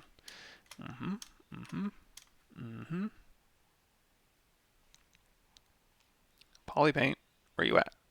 This is why I have custom menus, Polypaint. So over here we can have from thickness. Now it's not going to do too much because we don't have our scale set up. So we have min thickness and max thickness, but I don't really know what scale we're working at. So really quickly we're going to go over to Z plugin and we're going to say Scale Master. And our Scale Master, we're going to say set scene scale. I'm going to want to be in inches because I'm a dumb American. So we're going to go over here and we're going to say this is the closest thing for me is going to be a 1-inch head. So we're going to go ahead and set our scene scale. But actually, this is a 5-inch head. Let's say we want to print out a 5-inch head. So with a Y, I'm going to hit 5, and then we're going to say Resize Sub Tool, and you can do that to all. So now this thing has been resized, and so now if I hit W and we go into Y again, we have Transpose. You're going to see if we go from the neck to the top of the head here, is going to be about 5 inches, 4.9221 inches, but you know, I think I missed that last little bit there. So 5 inches tall. So this is our working scale. So now if we go in here and we hit W and we say, well, how thick is this thing? You go through here and use your transpose, and it's going to say 0.1258 inches is that thickness. So let's say that's the minimum thickness I want. So let's try this. Min thickness 1.25 maybe, and max thickness, we don't want it any more thickness than, I don't know, 0.5? Looks like 0.5 is a little bit much. Let's say 0.35. Oh wait, min thickness is 0.12. Wait, what was I doing again? Sorry, my brain's real small. 0.08. Okay, that's not exactly on there. 0.12. Let's say 0.125. Yeah, and then max thickness 0.2. There we go. So if you go in here to your preferences, and you go in here to your analysis. So you're going to see anything that's red is going to be less than your min. Anything that's pink is good, it's your minimum thickness, and then anything above that is going to be +1. And then anything in E is just beyond that range. So something like that, right? So you can see if you have any problems. So if we keep, let's just drag this down to like say, or wait, what is it, 0.8? That's what I'm, no wait.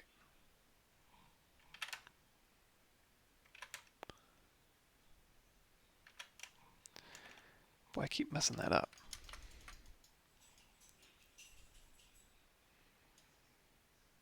Here, 0.1. Does it keep resetting this?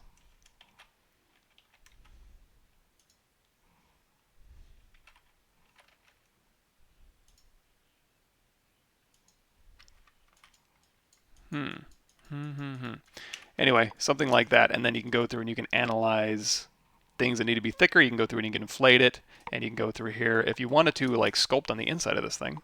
Let's turn off colorize here. You can go through and you can do a display properties flip, and then you can go through here with like your clay brush, and you can just kind of sculpt on the inside of this mesh, I think.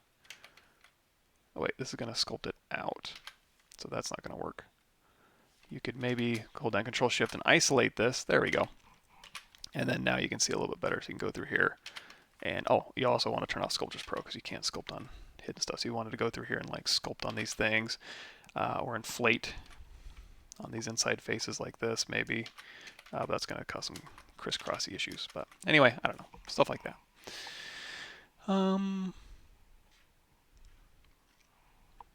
Cool. Let me get caught up real quick. Cool. You can make a Kinder Surprise with that method. Yes, you can. Oh, that's another thing too, is if you did want to do like a box mold, let's go ahead and do a, I'm going to isolate this top one here, delete hidden, close holes, mirror and weld, Dynamesh here. So if you did want to do like a box mold, so we're going to take the, oh, that would be another thing too. So if you want to do a draft analysis, let's do a real-time one. So Polypaint is good. It's a little bit more accurate, but you can very quickly, while you're working in real time, go in here to transform, draft analysis, set direction, and then now you can see, oh, we got an undercut issue. So let's go in here with our clay brush, and we'll go ahead and turn on X symmetry. So we can do it on both sides, and we can go ahead and sculpt this out. And now you're going to see as things turn green, that's going to alleviate, hold on, shift to smooth, that's going to alleviate some of our issues here. So on the ear, we were having some definite issues. And then through here is where we're going to want to put our seam. If we're going to pull it out like so. So for instance, we could go through here and we could say, give me a, nope, give me a Cube 3D. And in this Cube 3D here, let's go ahead and say solo. And actually, if I want this head to fit in here, I can just go do a real quick unify. And let's go ahead and turn off our draft analysis. So we have this head in here and we have this box. So we're going to turn on transparency, and you can see this box fits right around that head here. Let's go ahead and turn on our gizmo here, and we'll go ahead and reset this to center, and we'll go ahead and scale this up. And then right down the middle, we can go ahead and say Control Shift, and we'll go ahead and say kill this one. We'll go ahead and split hidden. And just real quick, we'll do a close holes here and a close holes here. So now we can do, and you'd want to do like key registration and stuff like that. But just really quickly, we'll duplicate this head off. And then here, you know, we can even put these into folders if you wanted to. We'll say subtractive, subtractive, Control F. This will be left, like so. And then this will be Control F. Right. I think the cedar is kicking my wife's butt this year. Okay, so we have our box and our head. So if we go through here, and we can just process these individually, but we can also just turn these off real quickly so we can see what's going on. So we have our live boolean here, turn on transparent, and our head needs to be below, and then subtractive. So now there's going to be our left side, and then here's going to be our right side. You probably want a way to get your put a little hole in here. Let's go ahead and just append real quick, so it'll be right in the middle. Append a cylinder here, and we'll shoot this down to the very bottom. Oops. We already appended it, so it's already at the bottom. And we'll go ahead and scale this down, and move it down, scale it up, and we can turn this into a subtractive mesh too.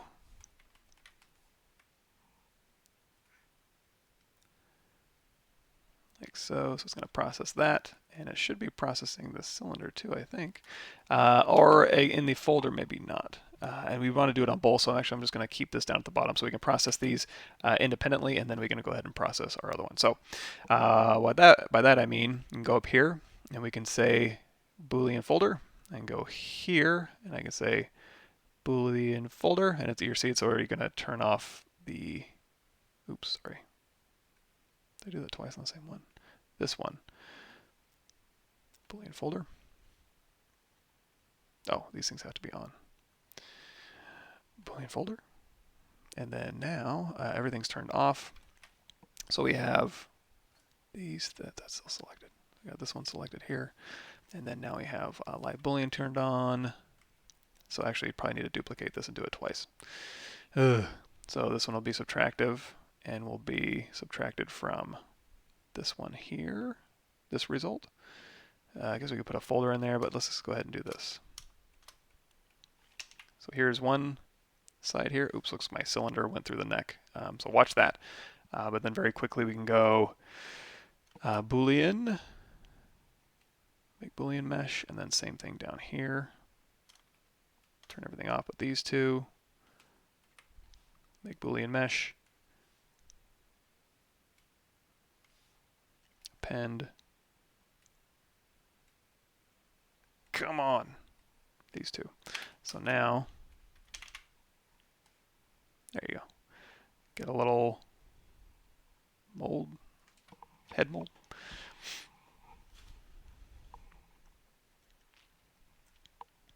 Cool.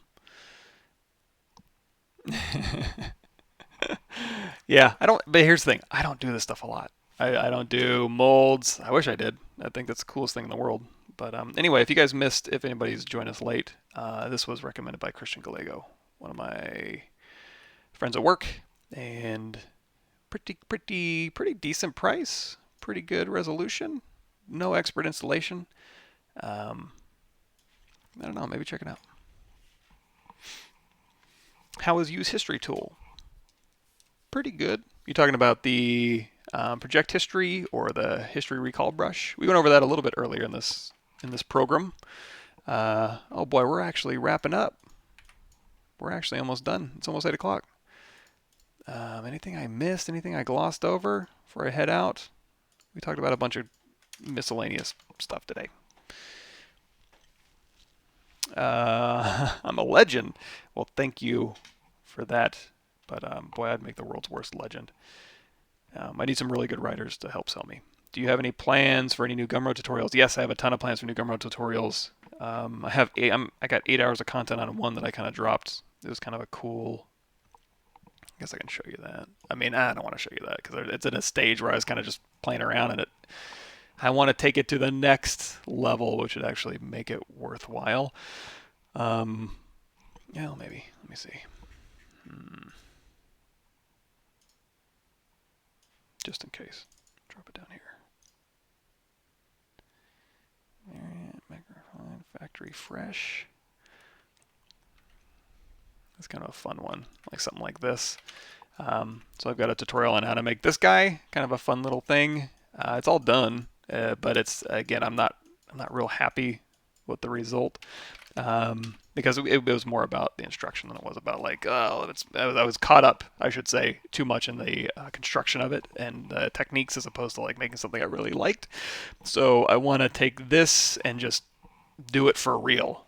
This is kind of like a Ninja Turtle version, like a Ninja Turtle bad guy. So anyway, yeah, I do have some stuff. And there's some, and also the ZBrush 2020 stuff I need to get done. But BPR render that. And you know what? Let's do this. Let's go into render sets here and see if we can't give them a cool, maybe, I'm looking for here, line art. And kind of play around with these filter settings, see if we can't get something that's, oh, I mean, I guess he's not colored, so that doesn't help a lot. Let's try Notebook Doodle. So many cool things in here. So if you haven't checked this out, check out the ZBrush 2019 What's New. Ton of stuff on filters and kind of playing around with these different settings here to try to get something that's interesting here. So for instance, in our rendering filters here, what are we looking at? Render, where are you at? There it is. Render BPR filters here. You can kind of play around some of these. So some of these things are going to work better than others. Looks like these are a little bit heavy, so we can go through here and we can maybe, wait, this is just contrast gray. It's the background. Let's go through here and say if we can set this maybe to just a color. You can see, you can probably tell I don't go in here a whole lot either. What am I looking for? There's it's called a geez, I don't know. crank it up. I'm looking for something very specific. It's basically masking out the background here. And let's place this normal. And it seems like I should red, green, blue. I guess that is what I'm looking for. I thought there was like a just a color fill or something like that, but I could be wrong. And also on this, you know, right at the top here, let's do a filter, contrast, user color, and I want to set this just to the background. So mask to the background here, and then we can take front color.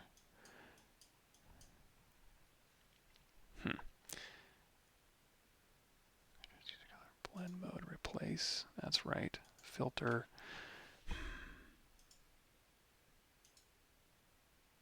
Paint. That's what I'm looking for. Paint. Goodness gracious. Okay, so paint. And we'll go ahead and just lighten that up a little bit here and paint at 100%. There we go. Okay, paint is the color thing. My brain, everybody in action. So we got this, and actually I like these shadows a little bit better, so I'm going to go ahead and turn that off, and then we'll go through here, and we'll kind of play around with some of these settings here, get ourselves a nice looking little sketch. These outlines we can maybe play around with. This is what I'm looking for, so F6. I think we need to go through here in the modifiers and maybe shrink this down a little bit, so orientation. Actually, this is just going to follow this texture is what we need to play around with. So this texture map here, I wonder if we go into the texture settings. Is there a repeat in here? I just want to make them smaller. Modifiers, transparent black, orientations, count. No, I mean I can import, but I can't export. Let me see if I got textures in here.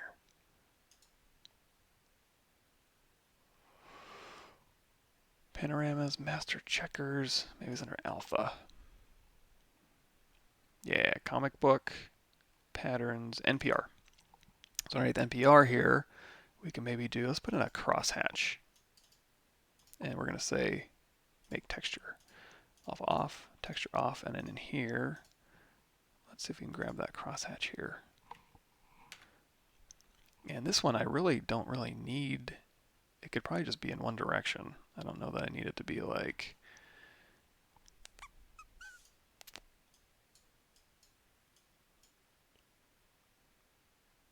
and then see,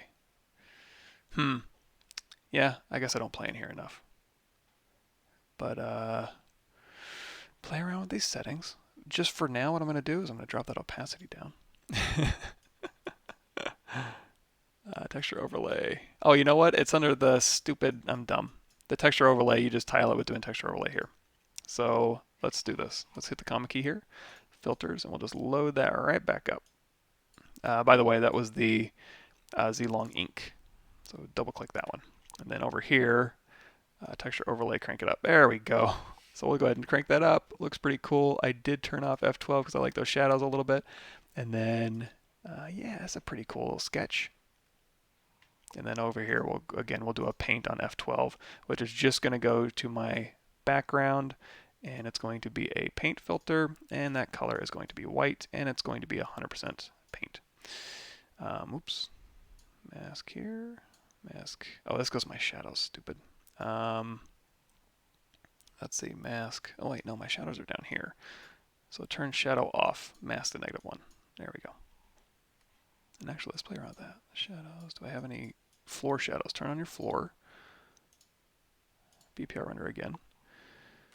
Let's move this. There we go. So now we got some floor shadows. Cool. Cool beans.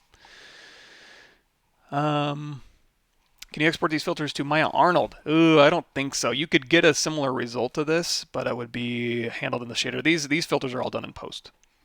So for instance, if I just move this, they all disappear. Or if I turn all these off, yeah, these are all just added in after the render. And if you guys want, Speaking of like comic book stuff, if you go to my playlists, we do a ZBrush Live walkthrough, www.zbrushlive.com or zbrushguides.com, stylized rendering. So instead of using these post effects, you can just do it in the matte cap materials. So these are a way to kind of get really cool looks with matte caps. And of course, www.zbrushguides.com tutorials will give you the stylized rendering PDF. You can follow along. That's a fun one. Marmoset or Keyshot. Why not both? Oh yeah, they cost money. Kind of depends on what you're doing. If you're doing product rendering and you need quick results, I would say Keyshot. If you're doing more engine style stuff with baked maps and more game resi stuff, then I'd use Marmoset. Sorry if I missed anything. Catching up here. Rigging an animate tutorial with Maya. I could maybe do that. Yeah, maybe I'll do that with my basketball guy. Yeah, that can get really fun too. And a rigging and animation tutorial with Houdini would be cool too. I might do both.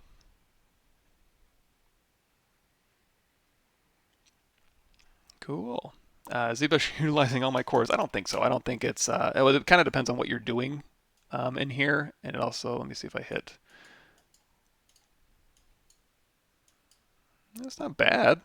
You know? And then you go into the memory or your preferences here. It does have a 64 thread utilization. So if I move this here and I just hit BPR... Let's do a really intense BPR. So let's go over here to our render settings. And we have our filters on, but also aside from that, let's go ahead and turn on some. You know what? Let's turn our filters off. We're going to play around with just. So we go over here to BPR AO. So render properties. Turn on ambient occlusion. Let's play around with our shadow settings here. BPR shadow, and also flat shadow is off. Good. Vibrant down to 0. That's fine. Global strength is turned down. Good. Angle blur turned way down on our AO. I don't like super foggy AOs. And then even our shadow here, let's turn that up just a few degrees here. And then over here on our light, we'll go ahead and cast that shadow that way. So now we're doing AO and shadows, and also that AO. I like a nice crispy AO, so we're going to go through here. And then now let's see. Oops. Let's move our camera a little bit. It's not terrible. It's actually not as bad as I thought it was going to be. So yeah, it does a pretty good job.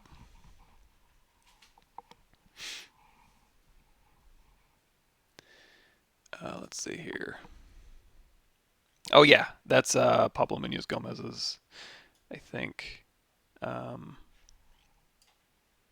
was for the ZBrush 2019 What's New thing. On mine, if you want the videos on that, ZBrush 2019 What's New, look at that little blueprint. So here's 48 videos on what's new, all this stuff, and then you can make little cool ink sketchy little manga things. Are there ways to align view with surface normal? Yes. Crap. Kind of. There is a, well, one of the things here is cylinder, make polymesh 3D, W, Y. So here's transpose. You can always pick a direction and then Control tap, and that'll make your camera view align to the direction of this. So you could do like maybe a two-step process where you go through here and you align it. Ooh.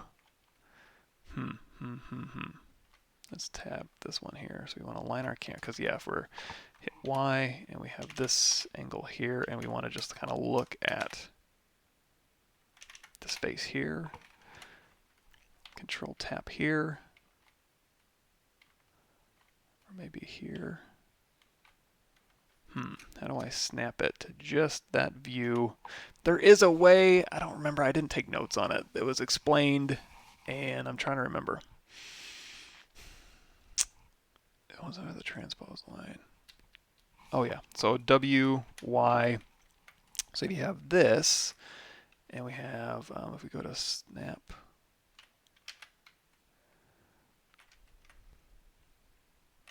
no, because that's going to snap it to home.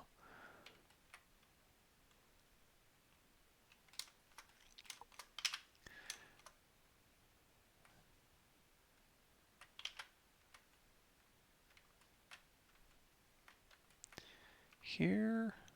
Nope. Reset. Huh. I can snap I can snap the object to the camera view, but I can't snap the camera to the object view. Oh man, I don't know. Maybe maybe there's an ZBrush on that.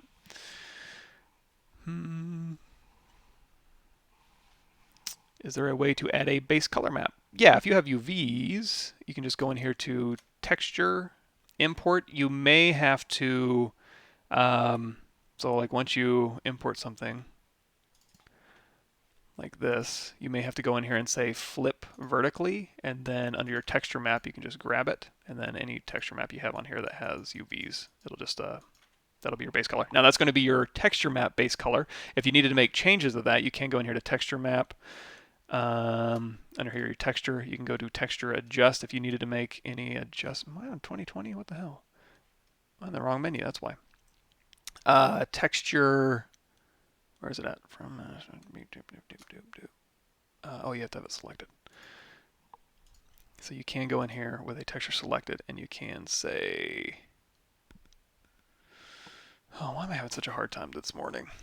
Adjust colors, and then you can go through here and you can adjust anything you want. So you can kind of change that hue and say okay, and then you can go through and you can grab that texture and apply it. Also, if you wanted to make this a poly paint, you would want to make sure you had enough geometry resolution to go through here and say poly paint from texture, and then your base color will be applied to your vertices, vertex point positions.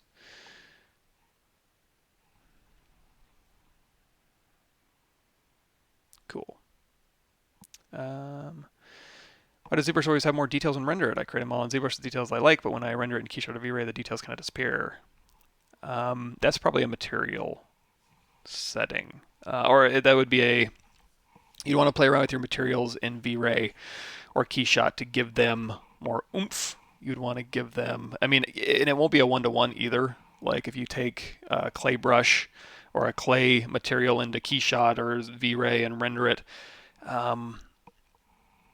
there's got to be ways to like enhance, because like what you're seeing in here, like this type of stuff, where it's like, oh, I've got, because these aren't physical materials in here. So if we turn this off, it's like, oh, look at all this great detail I'm getting. A lot of this is coming from the fact that you've got this really intense, so you'd have to almost set up your lighting like what's baked into your startup material.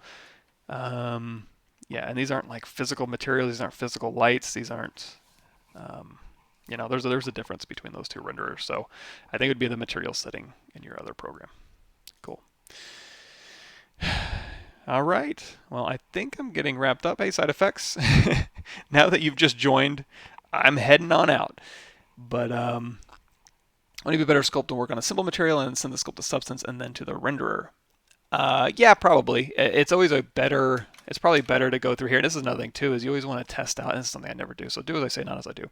Go through here and like work on your sculpts under different lighting conditions, you know, because the lighting is also baked into these things. So if you take a cool one and you're working on it, it's really difficult to kind of change the lighting. You can change the cast shadow lighting, but you know, going through here, this is, I think, for a lot of people, probably myself included, just a little uncomfortable to work in. Even if you're a real ZBrush user, you use that matte cap red wax. But, you know, whatever works for you. Make ZBrush faster, better CPU, or more RAM. Both. Always everything. Get everything. Spend all your money.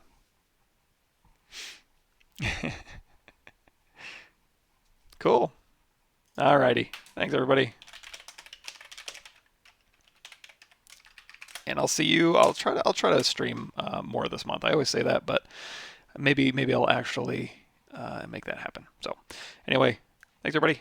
See you later.